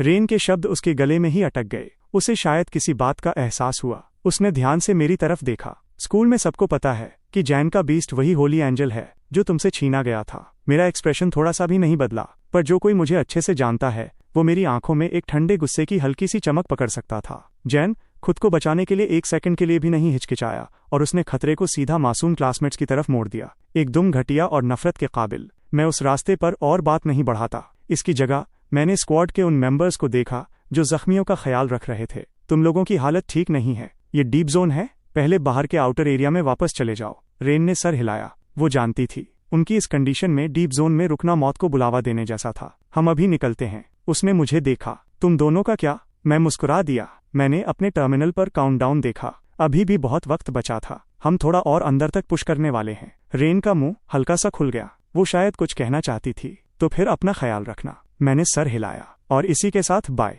बिना किसी और ब्रेक के मैं लिलिथ के साथ रियलम के सबसे गहरे हिस्सों की तरफ बढ़ गया। आज का रियलम बंद होने में 2 घंटे के कम का वक्त बचा है। हम धीरे होने का रिस्क नहीं ले सकते। रेन तब तक देखती रही जब तक उस फिगर का आखिरी निशान भी आंखों से गायब नहीं हो गया। सिर्फ उसके बाद ही उसने अपनी नजर हटाई। उसके सीने में एक अजीब और बिना नाम का एहसास उठा। वो लड़का जो कभी इनविजिबल था, किसी के रडार पर नहीं आता था और जिसे कभी किसी ने नोटिस नहीं किया, वो एक ऐसे इंसान में कब बदल गया जिसे अब उसे ऊंचा उठकर देखना पड़ रहा है। लिनवान सिटी हॉल के सबसे ऊपर मेयर के ऑफिस में माहौल भारी था। मेयर ब्ले खिड़की पर खड़े थे, हाथ पीछे बंधे हुए ईस्टर्न डिस्ट्रिक्ट की तरफ घूर रहे थे। अभी भी कुछ नहीं मिला? उनकी आवाज धीमी थी जिसमें एक शांत थकावट थी। उनके पीछे सिटी गार्ड कमिश्नर थॉर्न ने गंभीरता से अपना सर हिलाया। मेयर, कल रात उस एनर्जी के बढ़ने के बाद हमने तुरंत पूरे ईस्टर्न डिस्ट्रिक्ट को छाना। कोई नया डायमेंशनल रिफ्ट नहीं मिला। इस इलाके में किसी हाई रैंकिंग कम्बैटेंट के आने का कोई रिकॉर्ड नहीं है। कमिश्नर थॉर्न की आवाज में भी उलझन साफ थी। वो एनर्जी बहुत विशाल और गहरी थी,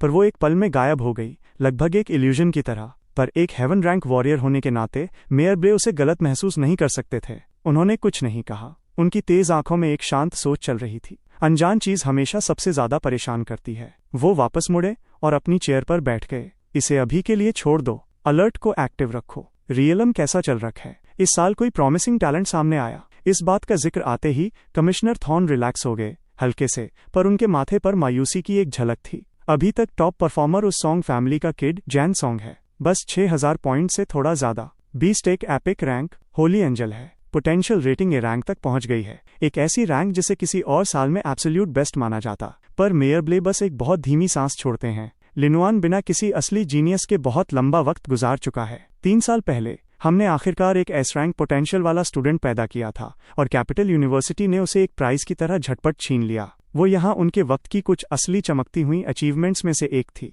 और उसके बाद कुछ नहीं। एक शहर का फ्यूचर उसके यूथ पर डिपेंड करता है। बिना टॉप टियर नए टैलेंट के अंदर आए लिनुआन आसपास के शहरों के साथ कंपटीशन में सिर्फ पीछे ही छूटता जाएगा। जैसे ही ऑफिस वापस एक भारी खामोशी में डूबता है, दरवाजा झटके से खुलता है और एक फिगर अंदर लड़खड़ाती है। ये नॉविस रियलम मॉनिटरिंग सेंटर से डायरेक्टर मिंग हैं जो हाँफ रहे थे। उनका चेहरा शॉक, डिसबिलीफ और मुश्किल से रोकी हुई खुशी का एक क्याओटिक मिक्स था। कमिश्नर थॉर्न उन्हें देखकर अपनी त्योरियां सिकोड़ते हैं। तुम्हें क्या हुआ? मेयर ब्ले इस हमेशा शांत रहने वाले आदमी की तरफ देखते हैं। एक सांस लो, मुझे साफ साफ बताओ क्या हुआ। डायरेक्टर मिंग अपने तेजी से धड़कते दिल को संभालने की कोशिश करते हुए गहरा घूंट भरते हैं। मेयर, हमारे पास एक और एस रैंक पोटेंशियल है। वो शब्द कमरे में किसी बिजली की कड़क की तरह गिरे। कमिश्नर थॉर्न के एक्सप्रेशन एकदम फ्रीज हो गए। मेयर ब्ले, जो अपनी चेयर पर पीछे टिके हुए थे, झटके से सीधे खड़े हो गए। तुमने क्या कहा? तुम्हें पक्का यकीन है ना कि तुमने इसे गलत नहीं पढ़ा? डायरेक्टर मिंग मजबूती से सर हिलाते हैं। वो अपने ओमनी टर्मिनल पर डेटा स्क्रीन बाहर निकालते हैं। उनके हाथ एक्साइटमेंट से कांप रहे थे और वो उन दोनों के सामने उसे रखते हैं। बिल्कुल पक्का यकीन है, मैंने इसे खुद देखा है। लक्स नाम का स्टूडेंट, उसके रियलम पॉइंट्स पहले ही 40,000 के पार जा चुके हैं। Potential rating S rank. जिस पल मैंने ये डेटा देखा, मैं सीधा यहाँ रिपोर्ट करने भागा। मेयर ब्ले उस डेटा स्क्रीन को घूरते हैं। उनकी सांस पूरी तरह रुक जाती है। 40,000 पॉइंट्स थ्रेशोल्ड से कई गुना ज्यादा। शॉक के एक पल के सन्नाटे के बाद मेयर ब्ले डेस्क पर अपना पंजा मारते हैं और झटके से अपने पैरों पर खड़े हो जाते हैं। शांत रहने का हर एक निशान गायब हो जाता है और उसकी जगह एकदम असली बेहिसाब खुशी ले लेती है। हाँ, ये सीधा आसमान से मिला एक तोहफा है। एक एस रैंक जीनियस लिनुआन सिटी के लिए किसी भी ए रैंक से कहीं ज्यादा मायने रखता है। ये कोई छोटी बात नहीं है, ये लिनुआन सिटी के फ्यूचर की उम्मीद है। उसके बगल में कमिश्नर थॉर्न अपने शौक से बाहर आते हैं। उनके चेहरे पर एक चौड़ी स्माइल फैल जाती है। कॉन्ग्रेचुलेशन मेयर, ये आपकी ही स्ट्रांग लीडरशिप है जिसके चलते हमारा शहर एक के बाद एक ऐसे टैलेंट पैदा कर रहा है। मेयर ब्ले हाथ हिलाकर उन्हें मना करते हैं। इस वक्त उनके पास फ्लैटरी के लिए बिल्कुल पेशेंस नहीं है। सर्वेलांस सेंटर चलो। उनकी आंखें एक तीखी शिद्दत से जल रही थीं। मैं खुद अपनी आंखों से देखना चाहता हूं कि ये लक्स असली में कैसा जीनियस है। बिल्कुल उसी पल लिलिथ और मैं एक अंधेरी घाटी के काफी अंदर हैं। मेरे आगे उस धुंधली घाटी में 20 से ज्यादा पेल ग्रीन आंखों के जोड़े चमक उठते हैं। स्पाइन बैक वोल्व्स का एक पैक, हर एक का साइज पूरे बढ़े हुए सांड जितना था, जिनकी पीठ पर तलवार जैसे नुकीले हड्डी के स्पाइक्स थे। सैवेज और खौफनाक, उनकी ताकत टियर 3 से 5 तक की थी। और उस पैक के बिल्कुल सामने उन सबसे बड़ा खड़ा था जो बाकियों से लगभग दुगने साइज का था। Spine back wolf king. उसकी ठंडी बेरहम आंखें मुझ पर और लिलिथ पर टिक जाती हैं। टियर 7। ये एक बहुत ध्यान से प्लान किया हुआ एम्बुश है। लिलिथ की सांस अब पहले जितनी स्टेडी नहीं रही थी। उसके सफेद माथे पर पसीने की हल्की बूंदें जमा हो गई थीं।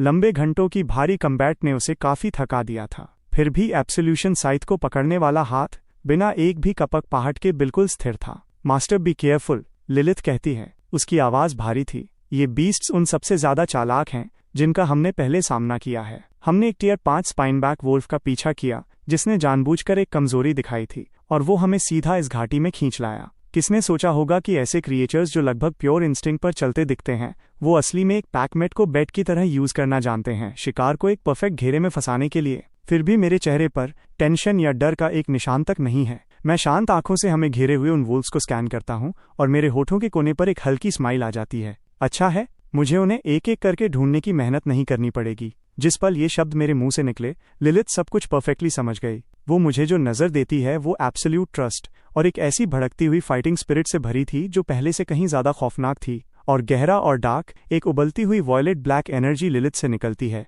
जो एक धमाकेदार ताकत से बाहर फटती है। Skill activated, blood of 7 since. नरक की सबसे गहराई वाली ताकत से पैदा हुआ 7 डेडली सिंस की ब्लड लाइन। जो भी इस खून को कैरी करता है उसके अंदर 7 डेमन किंग्स में से एक बनने का पोटेंशियल होता है। जब तक ये एक्टिव है सारे स्टैट्स 200% बढ़ जाते हैं। इसे किसी भी वक्त डीएक्टिवेट किया जा सकता है। ड्रॉबैक ये है कि डीएक्टिवेशन के बाद थोड़े वक्त के लिए कमजोरी आती है, जिसमें सारे स्टैट्स 20% गिर जाते हैं, पर इस स्किल की असली ताकत के सामने वो कीमत जिक्र करने के काबिल भी नहीं है। जैसे ही स्किल एक्टिव होती है, लिलिथ का ऑरा लगातार ऊपर बढ़ता है। उसके जेट ब्लैक बाल बिना किसी हवा के ऊपर उठते हैं। उसके वॉयलेट ब्लैक बटरफ्लाई विंग्स पूरे खुल जाते हैं, एकदम बिविचिंग और होश उड़ा देने वाले। उसकी वो रूह को हिला देने वाली आंखें अब नामुमकिन हद तक गहरी हो जाती हैं, जिसमें डिस्ट्रक्शन नाम की एक आग जल रही थी। हमारे सामने स्पाइनबैक वोल्फ किंग ने सोचा था कि उसके सामने के दोनों टारगेट्स पहले ही अपनी लिमिट पर हैं, पर इस अचानक बदलाव ने उसे शक और बेचैनी से भर दिया। फिर भी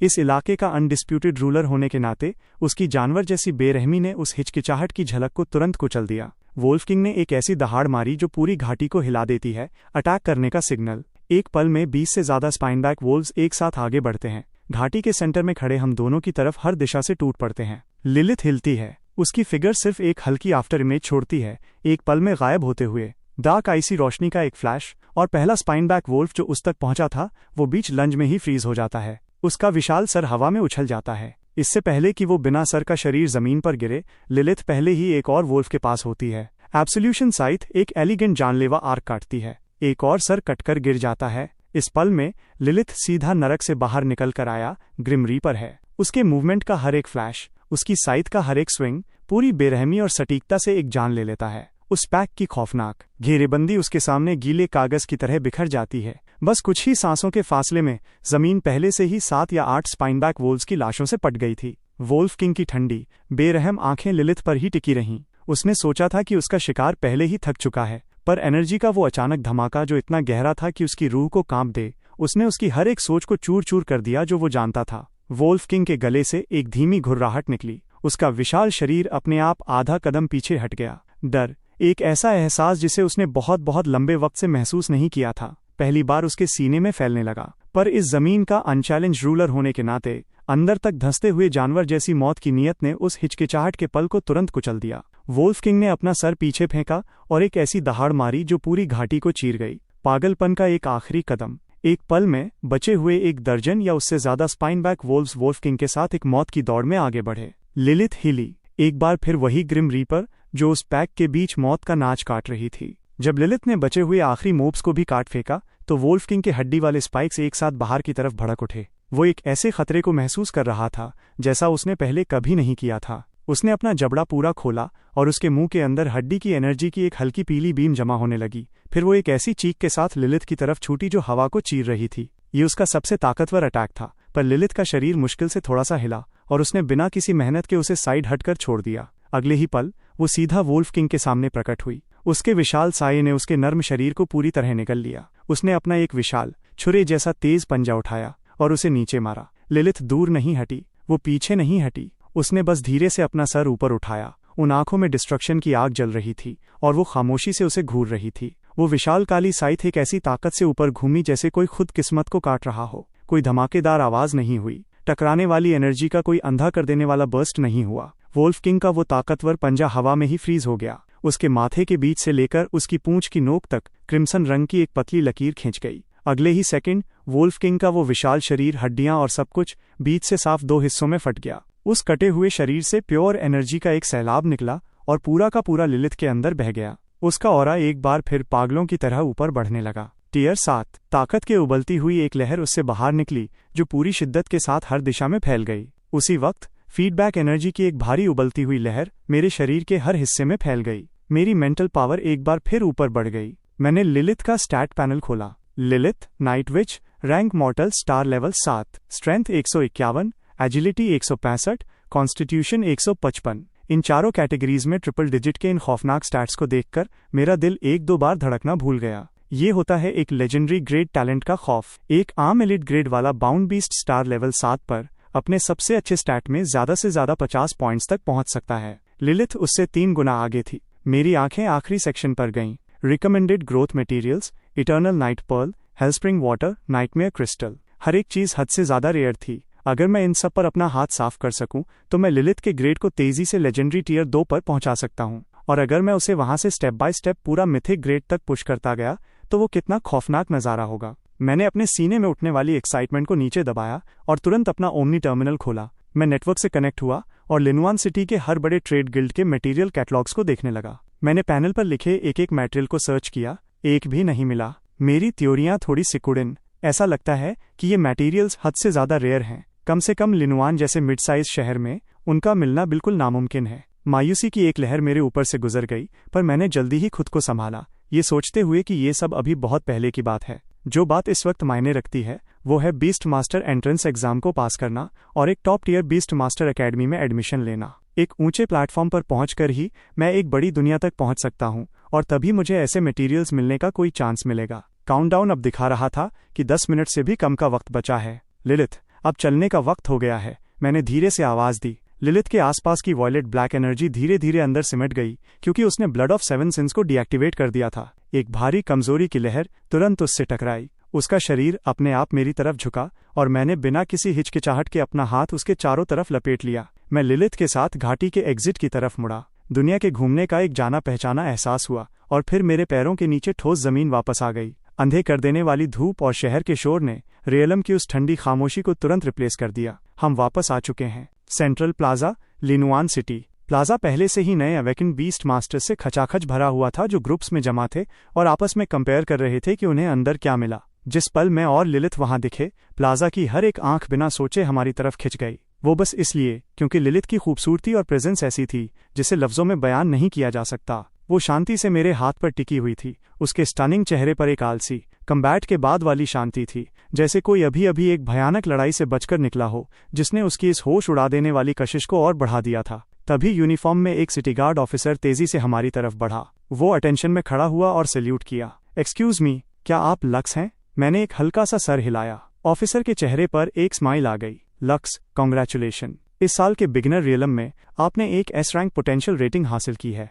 लिनुआन सिटी के मेयर ब्ले आपसे खुद बात करना चाहते हैं। एस रैंक, मेयर, इन दोनों चीजों ने एक साथ आसपास के हर उस इंसान को एक साफ शॉक दिया जो छुपकर बातें सुन रहा था। उनके पूरे चेहरे पर डिसबिलीव साफ लिखा था। मैंने एक पल के लिए आंखें झपकाईं, थोड़ा हैरान हुआ, पर मैंने जल्दी ही खुद को संभाल लिया। ऐसा लगता है कि रियलम के अंदर मैंने जो धूम मचाई थी वो मेरी सोच से भी कहीं बड़ी थी। मेरे पास मना करने की कोई वजह नहीं थी। मैंने एक शांत सर हिलाया। प्लीज रास्ता दिखाएं। लिलिथ को अपने बगल में लिए मैं प्लाजा के किनारे बनी टॉवर की तरफ ऑफिसर के पीछे चल दिया। वो बिल्डिंग सिटी गार्ड ब्यूरो की थी। उसका ग्रे वाइट बाहरी हिस्सा एक शांत फॉर्मल वजन कैरी कर रहा था। ऑफिसर मुझे सेकेंड फ्लोर के एक कॉन्फ्रेंस रूम में ले गया। मैंने दरवाजा धक्का देकर खोला और अंदर कदम रखा। रूम में बहुत सिंपल फर्नीचर था। एक लंबी रेक्टेंगुलर कॉन्फ्रेंस टेबल, कुछ चेयर्स और कुछ नहीं। फिर भी टेबल के हेड पर बैठे उन दो लोगों की वजह से पूरे कमरे में एक भारी कमांडिंग प्रेजेंस महसूस हो रही थी। उनमें से एक को मैं शहर के न्यूज से पहचानता था, लिनुआन शहर की सबसे ऊंची अथॉरिटी, मेयर ब्ले।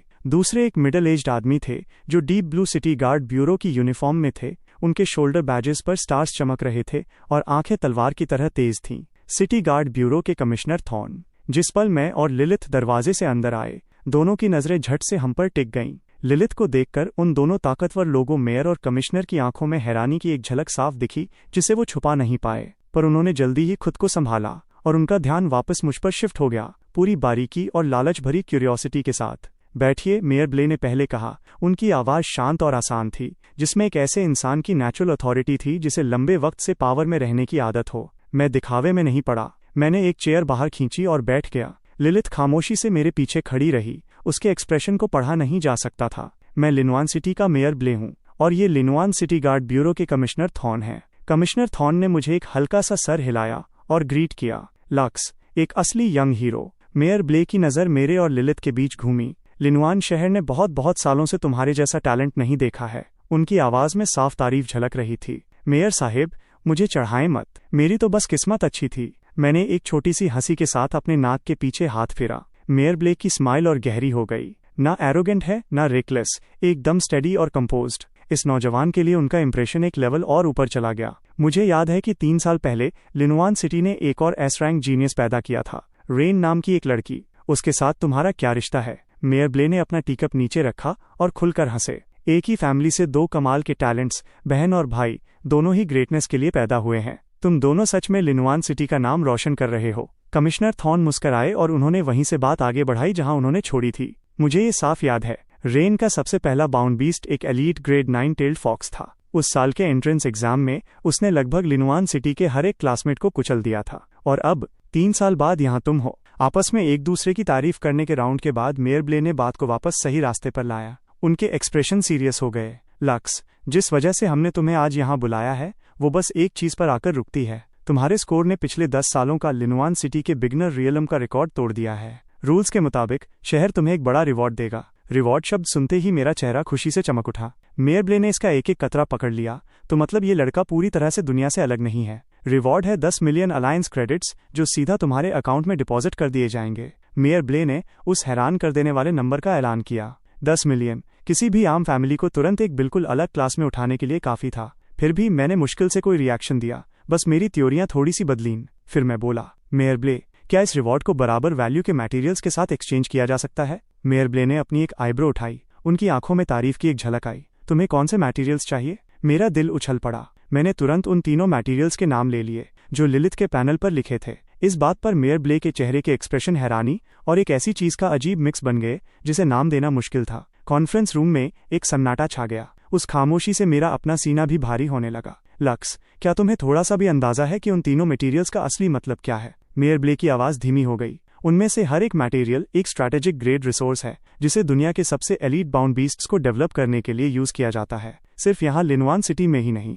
पूरे यान होंग फेडरेशन में भी उन्हें हद से ज्यादा रेयर और अनमोल माना जाता है। वो आमतौर पर खुले मार्केट में कभी दिखते ही नहीं हैं। सुनते सुनते मेरा दिल आधा डूब चुका था। मेयर ब्ले ने मेरे चेहरे पर साफ फैल रही मायूसी को देखा। फिर बिना किसी वार्निंग के उनका टोन बदल गया। हालांकि उस हेल्थ स्प्रिंग वाटर का जिसका तुमने जिक्र किया, हमारी शहर की ट्रेजरी में अचानक से कुछ स्टॉक बचा हुआ है। कुछ साल पहले लिनुआन सिटी के ईस्टर्न आउटस्कर्ट्स में एक छोटा स्पेशल रिफ्ट दिखा था। शहर ने एक एक्सप्लोरेशन टीम तैयार की थी और वो वहां से हेल्थ स्प्रिंग वाटर का एक सप्लाई लेकर आए थे। सीधा नरक से निकाला हुआ ये पानी डेमन टाइप और अनडेड टाइप बाउंड बीस्ट को कल्टीवेट करने के लिए सबसे बेहतरीन मटेरियल्स में से एक है और बिल्कुल इसी वजह से इसकी वैल्यू बहुत ज्यादा है। मार्केट के हिसाब से हर एक यूनिट की कीमत 20 मिलियन अलायंस क्रेडिट से ऊपर है। मेयर ब्ले रुके और उन्होंने सीधा मेरी तरफ देखा। तुम्हारा 10 मिलियन का रिवॉर्ड इसका आधा हिस्सा भी कवर नहीं कर पाएगा। मेरा दिल रोलर कोस्टर की तरह ऊपर नीचे होने लगा। एक पल में आसमान पर, अगले ही पल जमीन पर मेयर ब्ले के अगले शब्दों ने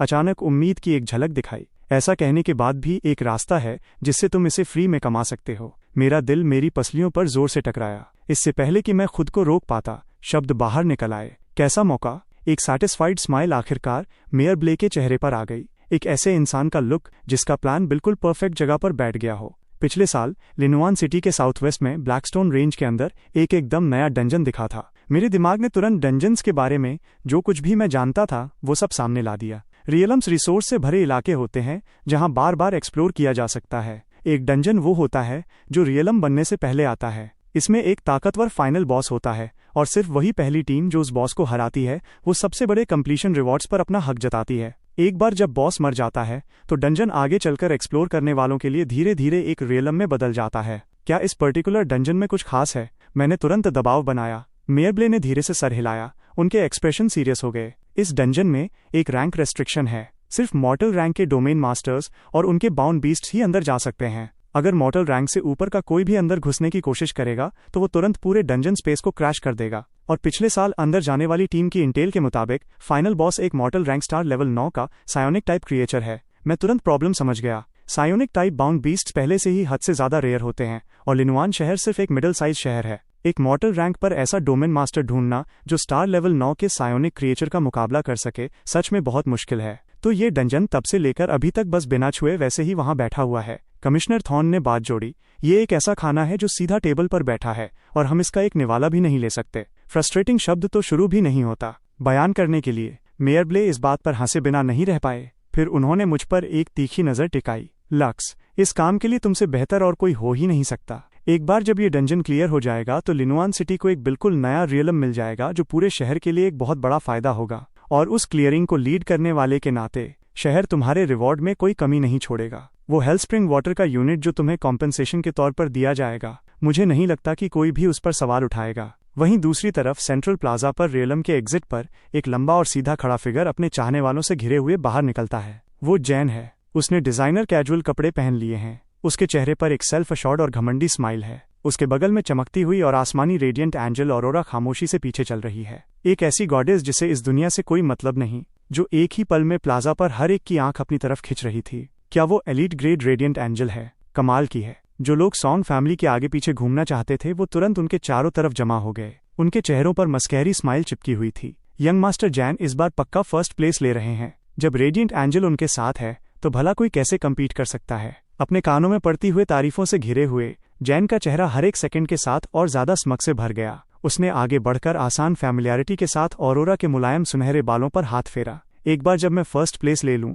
तो मैं वापस आते हुए तुम्हारे लिए होली लाइट एसेंस लेकर आऊंगा। तुम्हें स्टार लेवल 6 तक ब्रेक थ्रू करने में मदद करूंगा। ऑरोरा ने अपनी नजर थोड़ी नीचे की। एक छोटी सी सेटिस्फाइड स्माइल उसके होठों पे आई। Thank you master. जैन का सीना गौरव से फूल गया। उसने रियलम के अंदर किए हुए एक ट्रेड के बारे में सोचा। अपनी जीत पक्की करने के लिए उसने 3 हद से ज्यादा रेयर ब्लड ब्लॉसम फ्लावर्स के बदले पूरे 3000 बोनस पॉइंट्स ट्रेड किए थे। उन 6000 पॉइंट्स में जोड़कर जो उसने खुद क्रिएचर्स का शिकार करके कमाए थे, उसका टोटल पहले ही 9300 पॉइंट्स के पार पहुंच चुका था। एक ऐसा स्कोर जो रिकॉर्ड पर पिछले हर एक एस रैंक टैलेंट को कुचल देता है। फर्स्ट प्लेस सिर्फ उसका है और किसी का नहीं। जब वो अभी भी उस ख्वाब में खोया हुआ था, तभी पूरे प्लाजा पर एक धीमी घुर्राहट उठी। उसके सेंटर में लगी विशाल होलोग्राफिक स्क्रीन आखिरकार चमक उठी। भीड़ में मौजूद हर एक की सांस रुक गई। उनकी अनगिनत आंखें घूमते हुए लीडर बोर्ड पर टिक गईं। सब अपना नाम ढूंढ रहे थे।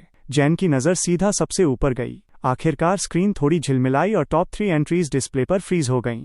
Third place 3150 points potential rating B जोड़। सेकंड प्लेस जैन 9325 पॉइंट्स पोटेंशियल रेटिंग ए। जैन की स्माइल फ्रीज हो गई। वो सेकंड कैसे है? उसने इंस्टिंक्ट पर अपनी आंखें भी मली। उसे लगा कि वो इसे गलत पढ़ रहा है। टेक्स्ट बिल्कुल साफ था। ऑरोरा के एक्सप्रेशन भी बदल गए। उसकी आंखें तेजी से लीडर बोर्ड पर घूमी, उस नाम को ढूंढते हुए जिसके बारे में उसने इंस्टिंक्ट पर सोचा था कि वो यहाँ कभी नहीं दिख सकता। नामुमकिन, एक घटिया और वर्थलेस इंसान जिसने एक डिफेक्टिव सक्यूबस के साथ बॉन्ड किया था। ऐसा कोई बंदा जैन और उसकी एलीट ग्रेड रेडिएंट एंजल से ज्यादा स्कोर कैसे कर सकता है? पर अगले ही सेकंड चमकता हुआ डेटा स्क्रीन के बिल्कुल टॉप पर भर गया। First place lux 41350 points potential rating S rank. पूरा प्लाजा एकदम धमाके की तरह फट पड़ा। क्या मैं ये सही पढ़ रहा हूँ? लक्स कौन है? क्या ये ऐसा स्कोर है जो कोई इंसान ला भी सकता है? वहीं जैन का दिमाग पूरी तरह ब्लैंक हो गया। उसके 9000 पॉइंट्स, वो नंबर जिस पर उसे इतना घमंड था, इसके सामने मजाक लग रहा था। ये कैसे पॉसिबल है कि एक ऐसा इंसान जिसे वो हमेशा अपने पैरों तले कुचलता था, एक ऐसा नोबडी जिसने एक ऐसी बीस्ट के साथ बॉन्ड किया जिसे सब रिजेक्ट और डिफेक्टिव कहते थे, वो एस रैंक रेटिंग ले आया। भड़कती हुई बेइज्जती और नफरत ने उसके दिमाग को जलाकर रख दिया। चीटिंग, वो शब्द जैन के गले से एक चीख की तरह बाहर निकला। उसने स्क्रीन के टॉप पर चमकते हुए नाम की तरफ अपनी कांपती हुई उंगली से इशारा किया। ये पक्का चीटिंग है। ये नामुमकिन है। एक सिटी गार्ड ऑफिसर आगे बढ़ा। प्लीज अपने शब्दों पर ध्यान दे। इस रियलम का एक एक डेटा सर्विलांस सेंटर और शहर के ऑफिशियल कॉन्ट्रैक्ट सिस्टम से वेरीफाई किया गया है। इसमें कोई भी गड़बड़ी नहीं है। रैंकिंग्स बिल्कुल सही और फाइनल है। ऑफिशियल वेरिफिकेशन ने जैन की उम्मीद की आखिरी किरण को भी बुझा दिया और उसके घमंड को पूरी तरह चूर चूर कर दिया। उसके आसपास की भीड़ के एक्सप्रेशंस बदल गए। साफ तरस के साथ साथ खुला मजाक दिख रहा था। जैन अब यहाँ एक सेकंड भी खड़ा नहीं रह सकता था। चलो, उसने ऑरोरा का हाथ पकड़ा और घूरती हुई आंखों के तूफान के बीच से भीड़ को धक्का देते हुए निकल गया। मैं कसम खाता हूँ कि एंट्रेंस एग्जाम के प्रैक्टिकल असेसमेंट में मैं तुम्हें अपने पैरों के नीचे मसल दूंगा। वो जहरीला ख्याल जैन के दिमाग में चिल्ला रहा था। ऑरोरा उसकी पकड़ के चलते पीछे लड़खड़ाती हुई चली गई। उसका चेहरा कागज की तरह सफेद हो चुका था। उसके दिमाग में एक ख्याल आया, एक ऐसा ख्याल जिसने उसकी रूह तक को कांप दिया, और वो उसे पीछे नहीं ढेल पाई। क्या उसने उस वक्त जो फैसला लिया था वो असली में सही था? रात हो जाती है। सिर्फ तभी मैं और लिलिथ आखिरकार उस टावर से बाहर निकलते हैं। सेकंड फ्लोर के कॉन्फ्रेंस रूम में मेयर ब्ले और कमिश्नर थॉर्न एक दूसरे के बगल में खड़े हुए हम दोनों को एक साथ दूर जाते देख रहे थे।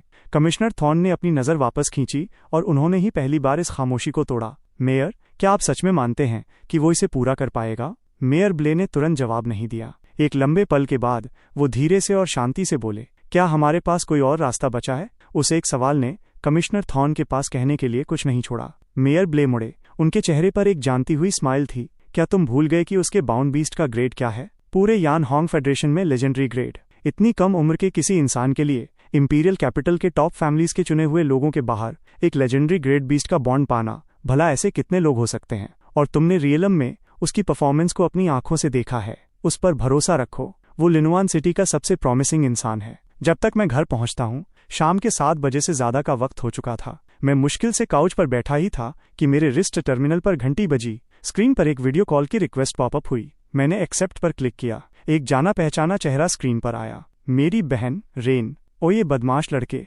आखिरकार तूने फोन उठा ही लिया। ये पक्का करने के बाद कि मेरे सारे हाथ पैर सलामत हैं, उसने एक सांस छोड़ी। तो फिर रियलम ट्रायल कैसा रहा? एकदम स्मूथ सेलिंग। जब लिलिथ मुझे प्रोटेक्ट कर रही है तो मुझे भला कैसे चोट लग सकती है? मैंने एक बड़ी स्माइल के साथ जवाब दिया। रेन ने एक हल्की सी नाक सिकोड़ी, फिर उसके चेहरे पर एकदम असली एक्साइटमेंट आ गई। चलना, मुझे सब कुछ बता, कैसा रहा? तेरा स्कोर क्या था? तुझे कम से कम एक ए रैंक तो मैनेज करना ही चाहिए था। मैं ज्यादा कुछ नहीं मांग रही, बस मेरी नाक मत कटवाना। मैंने उसे उस परफेक्टली कैजुअल एक्ट को करते हुए देखा और मैंने बात को और लंबा खींचने की मेहनत नहीं की। एस रैंक, मैंने सिंपल तरीके से कहा। रेन के चेहरे के एक्सप्रेशन एकदम फ्रीज हो गए स्क्रीन के उस पार, जैसे उसे लगा हो कि उसने कुछ गलत सुन लिया है। तूने अभी क्या कहा? मैंने कहा मेरी पोटेंशियल रेटिंग एस रैंक है। मैं फिर से बोल रहा हूँ। एक छोटा सा सन्नाटा, फिर रेन की यकीन न करने वाली चीख कम्युनिकेटर से बाहर फटती है। ये हुई ना मेरे भाई वाली बात। All right. उसने खुले घमंड के साथ अपनी ठुड्डी ऊपर उठाई, जैसे एस रैंक उसने खुद ही हासिल किया हो। एक बार जब एक्साइटमेंट थोड़ी कम हुई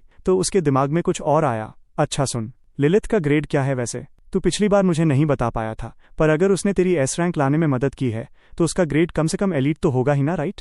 एक्चुअली वो लेजेंडरी है। लेजेंडरी? रेन ने रिफ्लेक्स पर उसे रिपीट किया, फिर उस शब्द का असली मतलब दिमाग में बैठा। उसकी आंखें डिनर प्लेट्स जितनी बड़ी हो गईं। ये शौक पिछले वाले से कहीं ज्यादा बड़ा था। वो बिना एक शब्द बोले एक लंबे पल तक मुझे घूरती रही। आखिरकार एक अच्छे वक्त के बाद उसने एक लंबी सांस छोड़ी और एक ऐसी आवाज में कहा जो खुद तय नहीं कर पा रही थी कि उसे कैसा लग रहा है। तू एकदम नंबर 1 का लकी किस्मत वाला बंदा है। मैं बस मुस्कुरा दिया और कुछ नहीं बोला। फिर मैंने गियर बदला और उसे वो सब बताया जो मेयर ब्ले ने कहा था। जब तक मैंने बात खत्म की, रेन की स्माइल एक पल में गायब हो गई और उसकी जगह एक भारी साफ दिखने वाली चिंता ने ले ली। नहीं, ये बहुत डेंजरस है। वो एक स्टार लेवल 9 का क्रिएचर है और वो भी एक सायोनिक टाइप, सबसे घटिया किस्म का। तू अभी अभी एक बीस्ट मास्टर बना है। तू इस तरह का रिस्क लेने के बारे में सोच भी कैसे सकता है? पर मुझे वो हेलस्प्रिंग वाटर चाहिए। मैंने उसकी बात बीच में काट दी। मेरी आवाज एकदम स्टेडी और पक्की थी। रेन खामोश हो गई। वो अच्छे से जानती थी कि ऐसे मटेरियल की वैल्यू क्या होती है। वो समझती थी कि एक बाउंड बीस्ट की ग्रोथ के लिए इसका क्या मतलब है। वो एक लंबे सन्नाटे में डूब गई। उसके दिमाग का हर एक हिस्सा कह रहा था कि उसे अपने भाई को ये रिस्क लेने से रोकना चाहिए, पर वो ये भी जानती थी कि एक डोमेन मास्टर के लिए मौका ही सब कुछ होता है। अगर ये वाला मिस कर दिया, वो मौका जो मेयर खुद तुम्हारे हाथ में दे रहा है, तो अगली बार जब तुम्हें इस कैलिबर का कोई खजाना चाहिए होगा तो कौन जाने कितना लंबा इंतजार करना पड़ेगा। आखिरकार उसने एक लंबी शांत सांस छोड़ी। ठीक है, मैं समझ गई। उसकी आंखें सीरियस हो गईं, पूरी तरह सीरियस। बाकी मटेरियल्स, वो इटर्नल नाइट पर्ल और नाइटमेयर क्रिस्टल, मैं यहाँ इंपीरियल कैपिटल में उन पर नजर रखूंगी। पर तुम्हें मुझसे वादा करना होगा कि जब तुम कल उस डंजन में जाओगे तो सेफ्टी सबसे पहले आएगी। कोई दिखावा नहीं, कोई हीरो बनने की कोशिश नहीं। क्लियर है ना?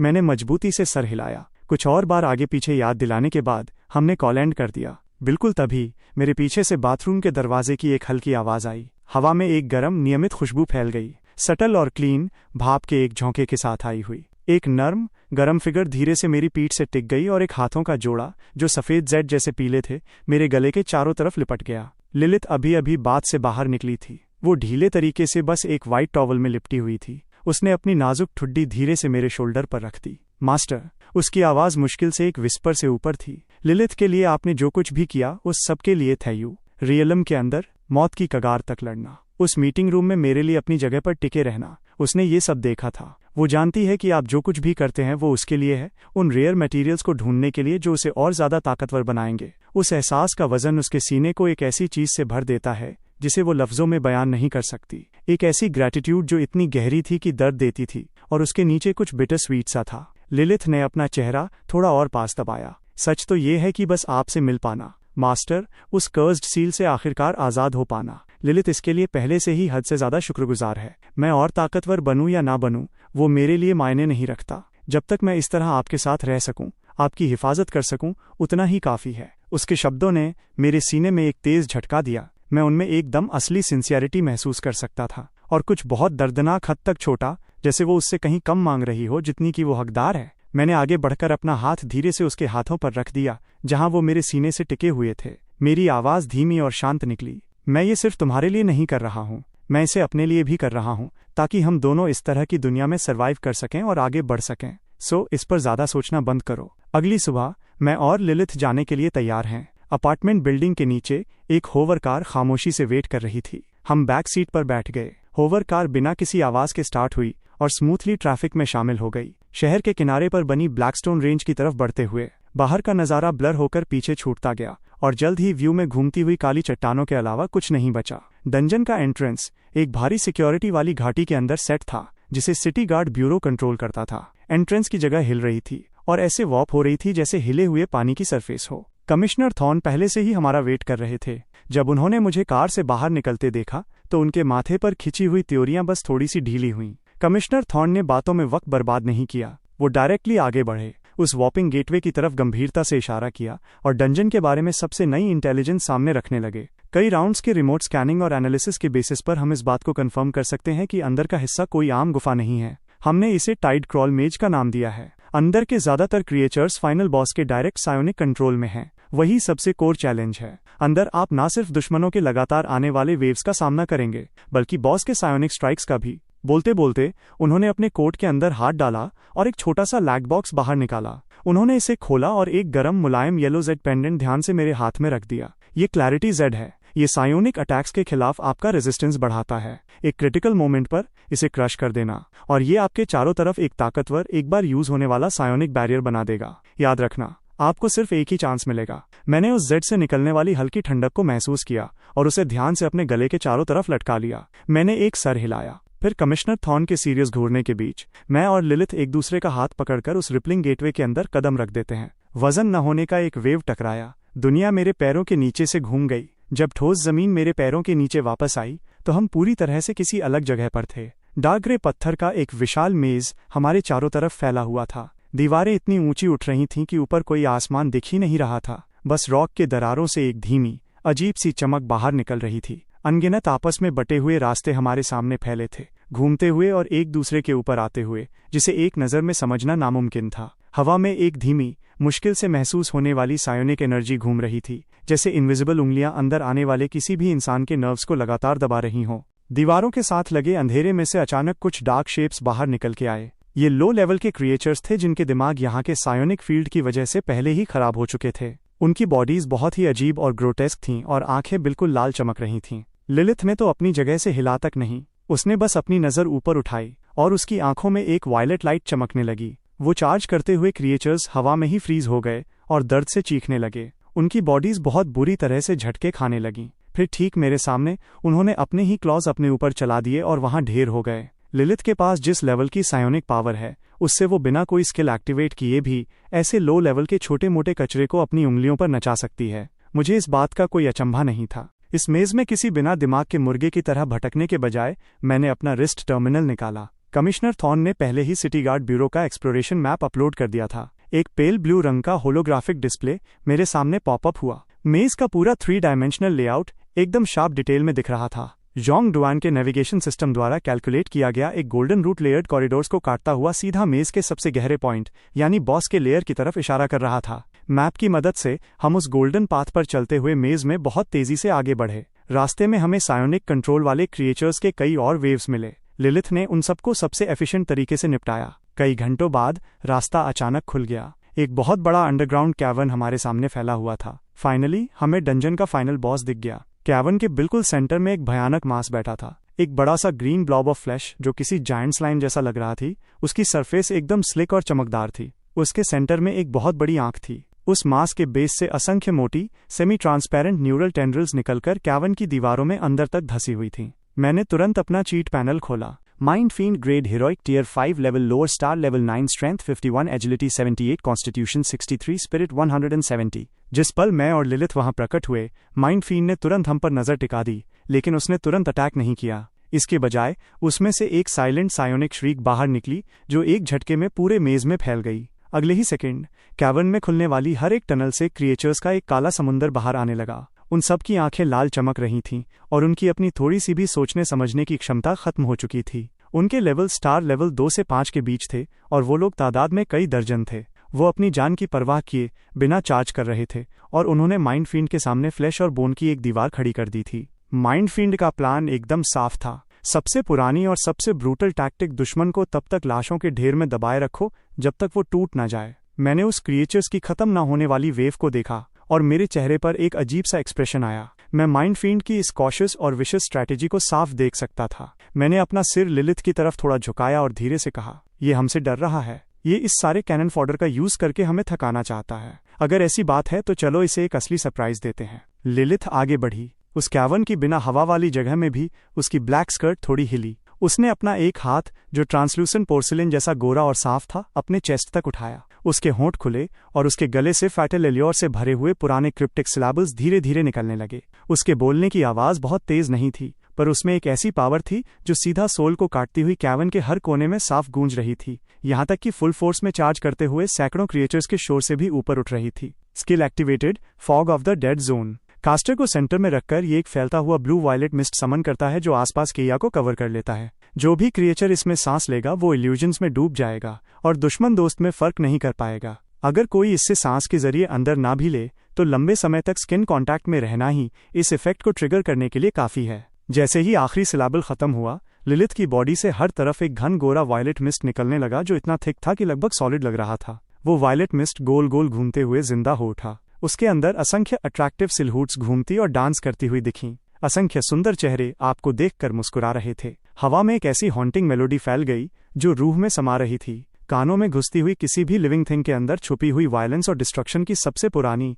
दबी हुई भूख को आराम से जगा रही थी। वो चार्ज करता हुआ होठ सीधा उस वायलेट मिस्ट के अंदर घुसा। सबसे आगे एक स्टार लेवल 5 स्टोन ब्रूट था जिसकी लाल आंखें माइंड फील्ड के कंट्रोल में चमक रही थीं। जैसे ही उसने मिस्ट में कदम रखा, उसका एक्सप्रेशन उस गुलाम जैसी फ्रेंजी से बदलकर एकदम पागलपन वाले खींच में बदल गया। उस स्टोन ब्रूट ने एक कान फाड़ने वाली दहाड़ मारी, लेकिन ये दहाड़ अब मेरे और लिलिथ के खिलाफ नहीं थी। वो अचानक घूमा और उसने ठोस पत्थर जैसे अपने मुक्कों को अपने पास खड़े स्टार लेवल 4 शैडो वुल्फ पे दे मारा। शैडो वुल्फ को तो रिएक्ट करने का मौका तक नहीं मिला। उसका स्कल चकनाचूर हो गया। वो एक सिग्नल था। अब कत्लेआम शुरू हुआ। पूरा होर्ड उस मिस्ट के रेंज में आते ही अपना कंट्रोल खो बैठा। अगले 10 सेकंड्स में ही वो पूरा कैवर्न कटे फटे अंगों का एक खून से सना नाइटमेयर बन गया। इस सब के बीच में माइंडफील्ड की वो बड़ी सी पुतली बहुत बुरी तरह सिकुड़ गई। उसमें डिसबिलीफ, इनकॉम्प्रहेंशन और हड्डियों तक कांपने वाला डर साफ दिख रहा था। वो सायोनिक डोमिनेंस जिसके ऊपर उसे हमेशा इतना घमंड था, उस वायलेट मिस्ट के कांटेक्ट में आते ही एक इंस्टेंट में घुल गई, जैसे कोई धूल साफ हो जाती है। वो महसूस कर सकता था कि उन क्रिएचर्स के साथ उसका एक एक सायोनिक लिंक टूट रहा था,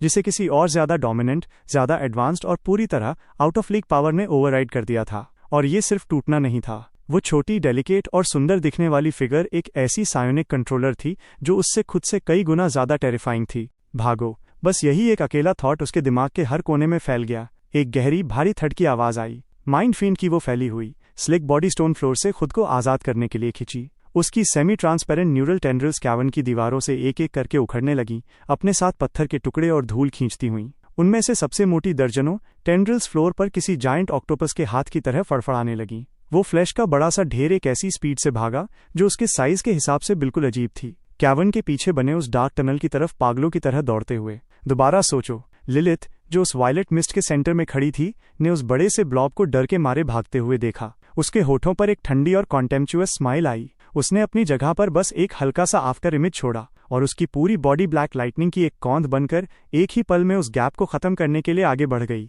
देखने, लिलिथ की मौत का वो काला साया उसके और ज्यादा पास आता जा रहा था। माइंडफील्ड ने अचानक अपना रास्ता बदल लिया। उसने अपने पीछे खड़ी लिलिथ को इग्नोर किया और अपनी सायोनिक पावर की आखिरी बूंद तक को एक ही पॉइंट पर जमा कर दिया, जिसे उसने एक चमकती हुई पेल बीम में बदल दिया, सोल डेथ रे। अगले ही पल उसने सोचने की स्पीड से भी तेज सीधा मेरी तरफ फायर कर दिया। वो अटैक बहुत ही खतरनाक और एकदम सटीक था, लेकिन जैसे ही वो बीम मुझे लगने वाली थी, लिलिथ न जाने कहां से अचानक बीच में आ गई। उसने बिना किसी हिचकिचाहट के पीछे भागना छोड़ दिया और खुद को मेरे और उस बीम के बीच में झोंक दिया और उस अटैक का पूरा फोर्स अपनी पीठ पर झेल लिया। लिलिथ के मुंह से एक दबी हुई कराह निकली। उसके होठों के कोने से खून की एक पतली धार बह निकली, लेकिन वो बिल्कुल सीधी खड़ी रही और मुझे अपने पीछे पूरी तरह शील्ड करके रखा। उसने अपना सिर पीछे घुमाया और मुझे देखा कि मैं ठीक हूँ। उसकी एम्बर आंखों में एक ऐसा सुकून दिखा जो लगभग डर जैसा था। लिलिथ को मेरी वजह से चोट लगते देख मेरी आंखें एक पल में बर्फ जैसी ठंडी हो गईं। मैंने अपने बेल्ट पाउच से एक हीलिंग वायल निकाली और उसे लिलिथ के हाथों में थमा दिया। एक बार जब लिलिथ ने कंफर्म कर लिया कि उसका मास्टर बिल्कुल सही सलामत है, वो धीरे से दोबारा घूम गई। वो एम्बर आंखें जो कभी देखने वालों को अपना दीवाना बना लेती थीं, अब उनमें सिर्फ और सिर्फ जान से मारने का इरादा था। एकदम सूनी ठंडक और आसमान छूता हुआ बेहिसाब गुस्सा। तुम्हें इसकी कीमत चुकानी होगी। Blood of 7 since. जैसे ही ये शब्द उसके होठों से निकले, उसकी बॉडी से एक ऐसी भयानक ऑरा निकली जिसे बयान नहीं किया जा सकता और वो पूरे कैवर्न में फैल गई। लिलिथ की प्रेजेंस और ऊपर उठने लगी। उसमें से निकलने वाला प्रेशर पहले के मुकाबले कई गुना ज्यादा भारी और दबा देने वाला था। माइंडफील्ड डर के मारे थर-थर कांपने लगा, क्योंकि उसे लिलिथ के ब्लड लाइन में एक एब्सोल्यूट और जिसे रोका ना जा सके ऐसी डोमिनेंस महसूस हो रही थी। वो मुकाबला करने की सोच भी नहीं सकता था। लिलिथ अपनी जगह से गायब हो गई। अगले ही सेकंड जहरीली नफरत से भरी एक ठंडी फुसचुसाहट माइंडफील्ड के सिर के पीछे गूंजी। अब महसूस करो कि असली बेबसी क्या होती है। उसमें से एक ऐसी ना बयान होने वाली क्रशिंग प्रेशर निकली, जैसे कोई इनविजिबल तूफान एक पल में पूरे स्पेस में फैल गया हो। All stats plus 200। उसकी स्ट्रेंथ, एजिलिटी, कॉन्स्टिट्यूशन और स्पिरिट इस पल में बहुत ही ज्यादा हाइट्स पर पहुंच गए। लिलिथ आगे बढ़ी। उसने बस एक हल्का सा आफ्टर इमेज छोड़ा। माइंडफील्ड ये समझ भी नहीं पाया कि अटैक कहां से आया था। उसका बड़ा सा राइट फ्लैंक फटकर खुल गया और हड्डी तक गहरा जख्म हो गया। उस जख्म से गाढ़ा काला ग्रीन खून फारे की तरह निकलने लगा। लेकिन जिस बात ने माइंडफील्ड को सबसे ज्यादा डराया वो ये था कि उस साइड के काटे हुए जख्म में हीलिंग का कोई नामो निशान नहीं दिख रहा था। इसके बजाय एक काली और खतरनाक एनर्जी जख्म के आसपास के फ्लैश को बहुत तेजी से खा रही थी और उसकी रीजनरेट करने की क्षमता को पूरी तरह खत्म कर रही थी। दर्द और नफरत से भरी एक साइलेंट सायोनिक स्ट्रीक बाहर निकली। ये माइंडफील्ड का सबसे ताकतवर सायोनिक स्ट्राइक था, जो उनके दुश्मन को, जो उन्हीं के टीयर का हो, एक झटके में मारने के लिए काफी था। उसने बिल्कुल पास से पूरा जोर लगाकर लिलिथ पर अटैक किया, पर लिलिथ की वायलेट आंखें जो गुस्से से जल रही थीं, उनमें सिर्फ एक ठंडी बेरुखी थी। वो स्ट्राइक उसे लगा और बिना कोई असर छोड़े ऐसे गायब हो गया जैसे कभी था ही नहीं। Blood of seven sense active होने के साथ उसकी सायोनिक पावर पहले ही इतनी बढ़ चुकी थी जो माइंडफील्ड के समझ के बाहर थी। एक हिट और कुछ भी नहीं हुआ। माइंडफील्ड पूरी तरह डिस्पेयर में डूब गया। लिलिथ एक बार फिर ब्लैक लाइटनिंग बन गई और माइंडफील्ड की उस बड़ी सी बॉडी के चक्कर लगाते हुए बेरहमी से एक एक करके उसे खत्म करने लगी। एब्सोल्यूशन साइड का हर एक वार उसके फ्लैश में हड्डी तक गहरा जख्म कर रहा था। अब इस पूरे मामले को एक फाइट भी नहीं कहा जा सकता था। बैटल से बाहर खड़े होकर मैं शांति से इस सिचुएशन को देख रहा था, पर मेरी थ्योरी पर थोड़ी शिकन आ गई। अपने कॉन्ट्रैक्ट के इनविजिबल बॉन्ड के जरिए मैं साफ महसूस कर सकता था कि लिलिथ की एनर्जी कितनी तेजी से खत्म हो रही थी। ब्लड ऑफ सेवन सिंस जो पावर लाता है वो मुफ्त में नहीं आती। इसके साथ जो उसने पहले पूरे एरिया वाले स्किल का यूज करके कचरे क्रिएचर्स को साफ किया था, उस वजह से लिलिथ का रिजर्व बहुत तेजी से जल रहा था। इतनी तेजी से कि मेरे दिमाग में भी सुई चुभने जैसा तेज दर्द होने लगा था। ये इस बात का इशारा था कि कॉन्ट्रैक्ट के जरिए सायोनिक एनर्जी हद से ज्यादा खींची जा रही है। इसे अभी खत्म करना होगा। ठीक तभी वो माइंडफील्ड जो पहले ही इतना कटफट चुका है कि पहचाना नहीं जा रहा था, उसे समझ आ गया कि मौत पक्की है। डिस्पेयर ने उससे एक आखिरी पागलपन करवाया। उसकी बची हुई आंख अचानक एक भयानक खून जैसे लाल रंग में चमक उठी। उसके बर्बाद हो चुके शरीर के कोर से एक तबाह करने वाली फोर्स निकलने लगी। उसने अपनी लाइफ फोर्स और सायोनिक पावर की आखिरी बूंद तक एक आखिरी स्ट्राइक में झोंक दी। एक ऐसी जबरदस्त सायोनिक शॉक वेव जो उसे सेंटर में रखकर बाहर की तरफ फट पड़ी और एक बार फिर टारगेट में था। ये उसका आखिरी जुआ था, आमने सामने की तबाही। उसे पूरा यकीन था कि अगर वो इस कमजोर दिखने वाले डोमेन मास्टर को मार देता है तो ये भयानक इंसान के रूप में जो बीस्ट है वो भी उसके साथ ही क्रिटिकली जख्मी हो जाएगी या मर जाएगी। वो सायोनिक शॉक वेव बहुत ही तेजी से और अचानक आई। लिलिथ बीच वार में ही फंस गई थी और उसके पास मेरे पास वापस आने का बिल्कुल टाइम नहीं था। पहली बार उसके चेहरे पर साफ पैनिक दिखा, मास्टर। लेकिन उस शॉकवेव के बिल्कुल रास्ते में खड़े होने के बाद भी मेरे चेहरे पर डर का एक निशान तक नहीं था। अगर कुछ था तो मेरे होठों पर एक ठंडी मजाक उड़ाने वाली स्माइल थी।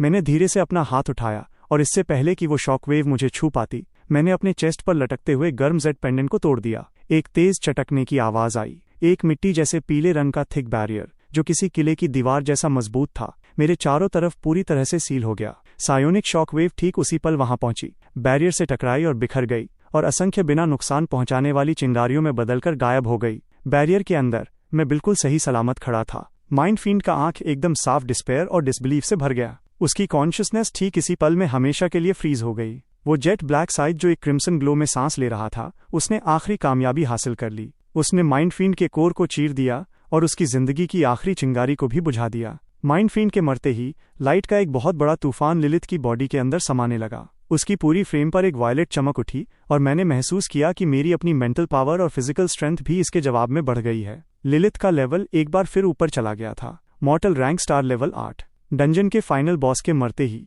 वो पूरा स्पेस बहुत बुरी तरह हिलने लगा। कैवर्न की दीवारों और सीलिंग पर बड़े बड़े काले स्पेशल रिफ्ट्स खुलने लगी। असंख्य पत्थर बारिश की तरह नीचे गिरने लगे। ये पूरा टाइड क्रॉल मेज अब कोलैप्स हो रहा था। लिलिथ के चारों तरफ जो गुस्से वाली ऑरा थी वो किसी लहर की तरह पीछे हटने लगी और ब्लड ऑफ सेवन सिंस का ड्रॉबैक तुरंत हिट हुआ। एक तोड़ देने वाली थकावट की लहर उसकी पूरी बॉडी में फैल गई। वो पीछे की तरफ गिरी और एक गर्म मजबूत हाथों के जोड़े ने उसे बिना एक भी पल गंवाए थाम लिया। मैंने उसे कस के पकड़ लिया। उसका चेहरा मेरे चेस्ट पर पेल पड़ चुका था और मैंने हमें इस कोलैप्स होते हुए डेथ ट्रैप से बाहर निकालने के लिए टेलीपोर्ट एक्टिवेट करने की तैयारी की। ठीक तभी मेरी आंख के कोने ने उस माइंड फील्ड की राख और बिखरे हुए बचे कुचे हिस्सों में कुछ देखा। एक सॉफ्ट ब्लू रंग की चमक जो आसपास की किसी भी चीज जैसी नहीं थी, वो उस मिट्टी के ढेर में धीरे धीरे पल्स कर रही थी। ये क्या है? मेरे चेस्ट में कुछ अचानक से महसूस हुआ। लिलिथ को अभी भी अपने हाथों में लिए हुए और आसपास गिरते हुए बड़े बड़े पत्थरों को इग्नोर करते हुए मैं एक ही झटके में आगे बढ़ा और मैंने उस चीज को उठा लिया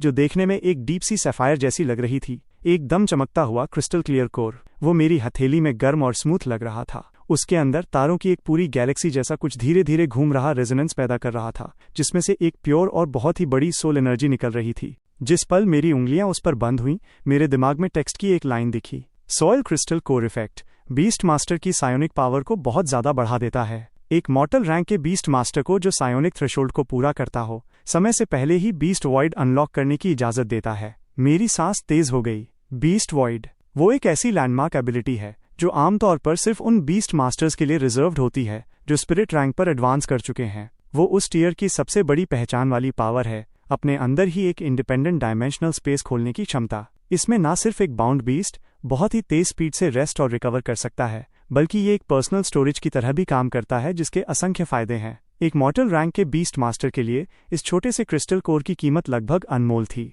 ये एक ऐसी अनबिलीवेबल विंडफॉल थी जिसके बारे में कोई सोच भी नहीं सकता था। बूम! एक कई मीटर चौड़ा बड़ा पत्थर ऊपर से नीचे गिरा। अब सोचने का टाइम नहीं था। मैंने लिलिथ को अपने और पास खींचा, उस सोल क्रिस्टल कोर को अपनी मुट्ठी में पूरी जान से पकड़ा और दिमाग में टेलीपोर्ट का कमांड दिया। जब मैंने अपनी आंखें दोबारा खोलीं, हम वापस टाइड क्रॉल मेज के एंट्रेंस पर थे। दर्जनों रेस्क्यू पर्सनल और वाइट प्रोटेक्टिव गियर पहने लोग तुरंत हमारे चारों तरफ जमा हो गए। ब्राइट स्कैनिंग बीम्स हमारी बॉडीज पर घूमने लगीं। पोर्टेबल वाइटल साइन मॉनिटर्स से सॉफ्ट बीपिंग की आवाजें आ रही थीं और उनके स्क्रीन्स पर डेटा बहुत तेजी से चल रहा था। सब्जेक्ट 1, वाइटल साइन स्टेबल हैं, सायोनिक एनर्जी बहुत ज्यादा डिप्लीटेड है, कोई बड़ी एक्सटर्नल इंजरी नहीं है। सब्जेक्ट की bound beast life core stable है, पर एनर्जी रीडिंग्स बहुत कमजोर हैं। पूरी बॉडी में multiple soft tissue bruising detect हुई है, जान का कोई खतरा नहीं है। एक रेस्क्यू ऑफिसर ने बहुत तेजी से रिपोर्ट पढ़कर सुनाई। ठीक तभी भीड़ को चीरते हुए एक लंबा आदमी हमारी तरफ बढ़ा। वो कमिश्नर थॉर्न थे, जो अपने चेहरे पर साफ दिखने वाले सुकून और एक्साइटमेंट को मुश्किल से रोक पा रहे थे।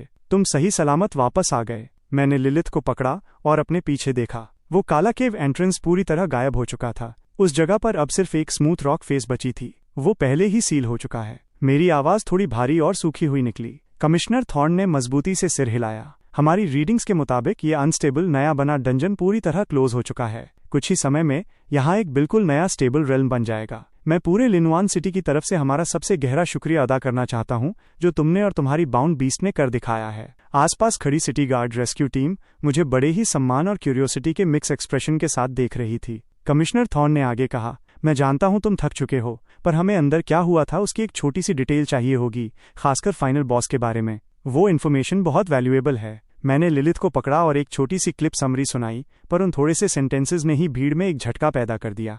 2 लोग अकेले सैकड़ों क्रिएचर्स के होड़ के खिलाफ खड़े थे और उन्होंने उस पूरी आर्मी को ही उनके खिलाफ कर दिया। हर एक आंख मेरे हाथों में सो रही उस कमजोर दिखने वाली विच पर टिक गई, जो सम्मान और आदर से भरी थी। यहाँ तक कि कमिश्नर थॉर्न भी अपनी सांस रोकने से खुद को नहीं रोक पाए। तो ये होती है एक लेजेंडरी ग्रेट बाउंड बीस्ट की पावर। सच में समझ के बिल्कुल बाहर है। और फिर ये यंग मैन है जो ऐसी सिचुएशन का सामना कर रहा था जहां से निकलने का कोई रास्ता नहीं था, फिर भी वो इतना काम था कि दुश्मन की वीकनेस को पढ़ सके और अपने बाउंड बीस्ट के साथ परफेक्ट सिंक में काम कर सके। ऐसा दिमाग और नर्व भी उतना ही कमाल का है। क्या बच्चा है, एक असली यंग हीरो। कमिश्नर थॉर्न ने ये बात बिल्कुल दिल से कही। मेडिकल टीम का हेड आगे बढ़ा, तुम फिजिकली ठीक हालत में हो, घर जाओ और रेस्ट करो, अपनी सायोनिक एनर्जी को रिकवर होने दो। तुम्हारी बाउंड बीस्ट कमजोर है, पर उसकी इंजरीज को हीलिंग वायल्स के साथ स्टेबलाइज कर दिया गया है। 2 दिन का रेस्ट और वो पूरी तरह रिकवर हो जाएगी। उन शब्दों ने फाइनली मेरे अंदर के आखिरी स्ट्रेस को भी खत्म कर दिया। एक थकावट की लहर मेरी पूरी बॉडी पर फैल गई।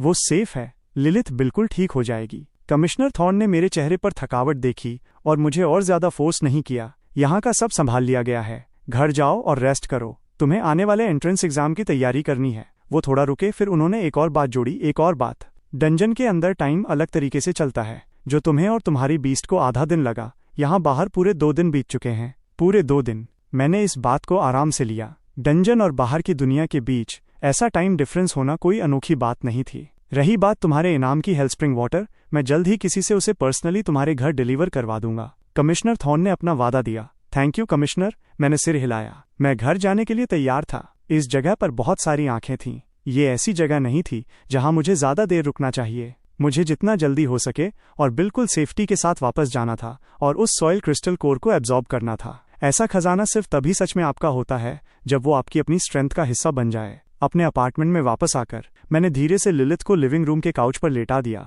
और उस पर एक पतली ब्लैंकेट डाल दी। लगातार 2 दिन तक कॉम्बैट में मैक्सिमम कॉन्सेंट्रेशन रखने के बाद जिस पल मैंने फाइनली अपनी गार्ड डाउन की, मेरे पास फ्रेश होने तक की एनर्जी नहीं बची थी। मैंने लिलिथ से कुछ शब्द कहे, अपने कमरे में लड़खड़ाते हुए गया और एक गहरी नींद में सो गया। अगले दिन सुबह एक अर्जेंट कॉल की रिंग ने मुझे उस गहरी नींद से झटके में जगा दिया। आधा सोया हुआ मैंने अपने बेड साइड टेबल पर रखे कम्युनिकेटर को ढूंढा और एक्सेप्ट का बटन दबाया। एक शार्प, थोड़ी गुस्से वाली लड़की की आवाज तुरंत सुनाई दी। तुम छोटे पंख, तुम पूरे 2 दिन से बिल्कुल गायब हो। तुम्हें कोई अंदाजा भी है मैं कितनी वॉरिड थी? वो रेन थी, इंपीरियल कैपिटल से इतनी दूर से कॉल कर रही थी। मैंने अपनी धुंधली आंखें मली और जल्दी से एक्सप्लेन करने लगा। मैं एक नए डंजन में गया था। वहां का टाइम फ्लो बाहर से काफी अलग है। इस एक्सप्लेनेशन के बाद रेन के चेहरे पर जो थोड़ा गुस्सा था वो थोड़ा कम हो गया और उसकी जगह एक सच्ची चिंता ने ले ली। क्या तुम और लिलिथ ठीक हो? मैं ठीक हूँ, बस बहुत सारी सायोनिक एनर्जी बर्न हो गई है। मैंने खुद को ऊपर खींचा और बेड के हेडबोर्ड से टेक लगाकर बैठ गया, लेकिन लिलिथ को मुझे प्रोटेक्ट करते हुए चोट लग गई। उसने फाइनल बॉस का एक डायरेक्ट स्ट्राइक रोक लिया था। ये शब्द मेरे मुंह से पूरे निकले भी नहीं थे कि बेडसाइड पर अचानक एक फिगर खड़ी हो गई। लिलिथ ने मेरे सामने पानी का एक गर्म कप बढ़ाया। उसके पहले से पेल पड़ चुके चेहरे पर अब थोड़ा रंग वापस आ गया था। स्क्रीन के दूसरी तरफ से रेन ने लिलिथ को देख लिया। उसकी नज़र साफ रूप से नर्म हो गई। लिलिथ, तुमने इस बार बहुत मेहनत की। मेरे इस लापरवाह भाई का ध्यान रखने के लिए थैंक यू। ये तो मेरा फर्ज है, लिलिथ ने एक छोटा और काम बो करते हुए धीरे से कहा। रेन ने सैटिस्फाइड होकर सिर हिलाया। फिर बिना एक भी पल गंवाए उसकी आंखें वापस मुझ पर टिक गईं।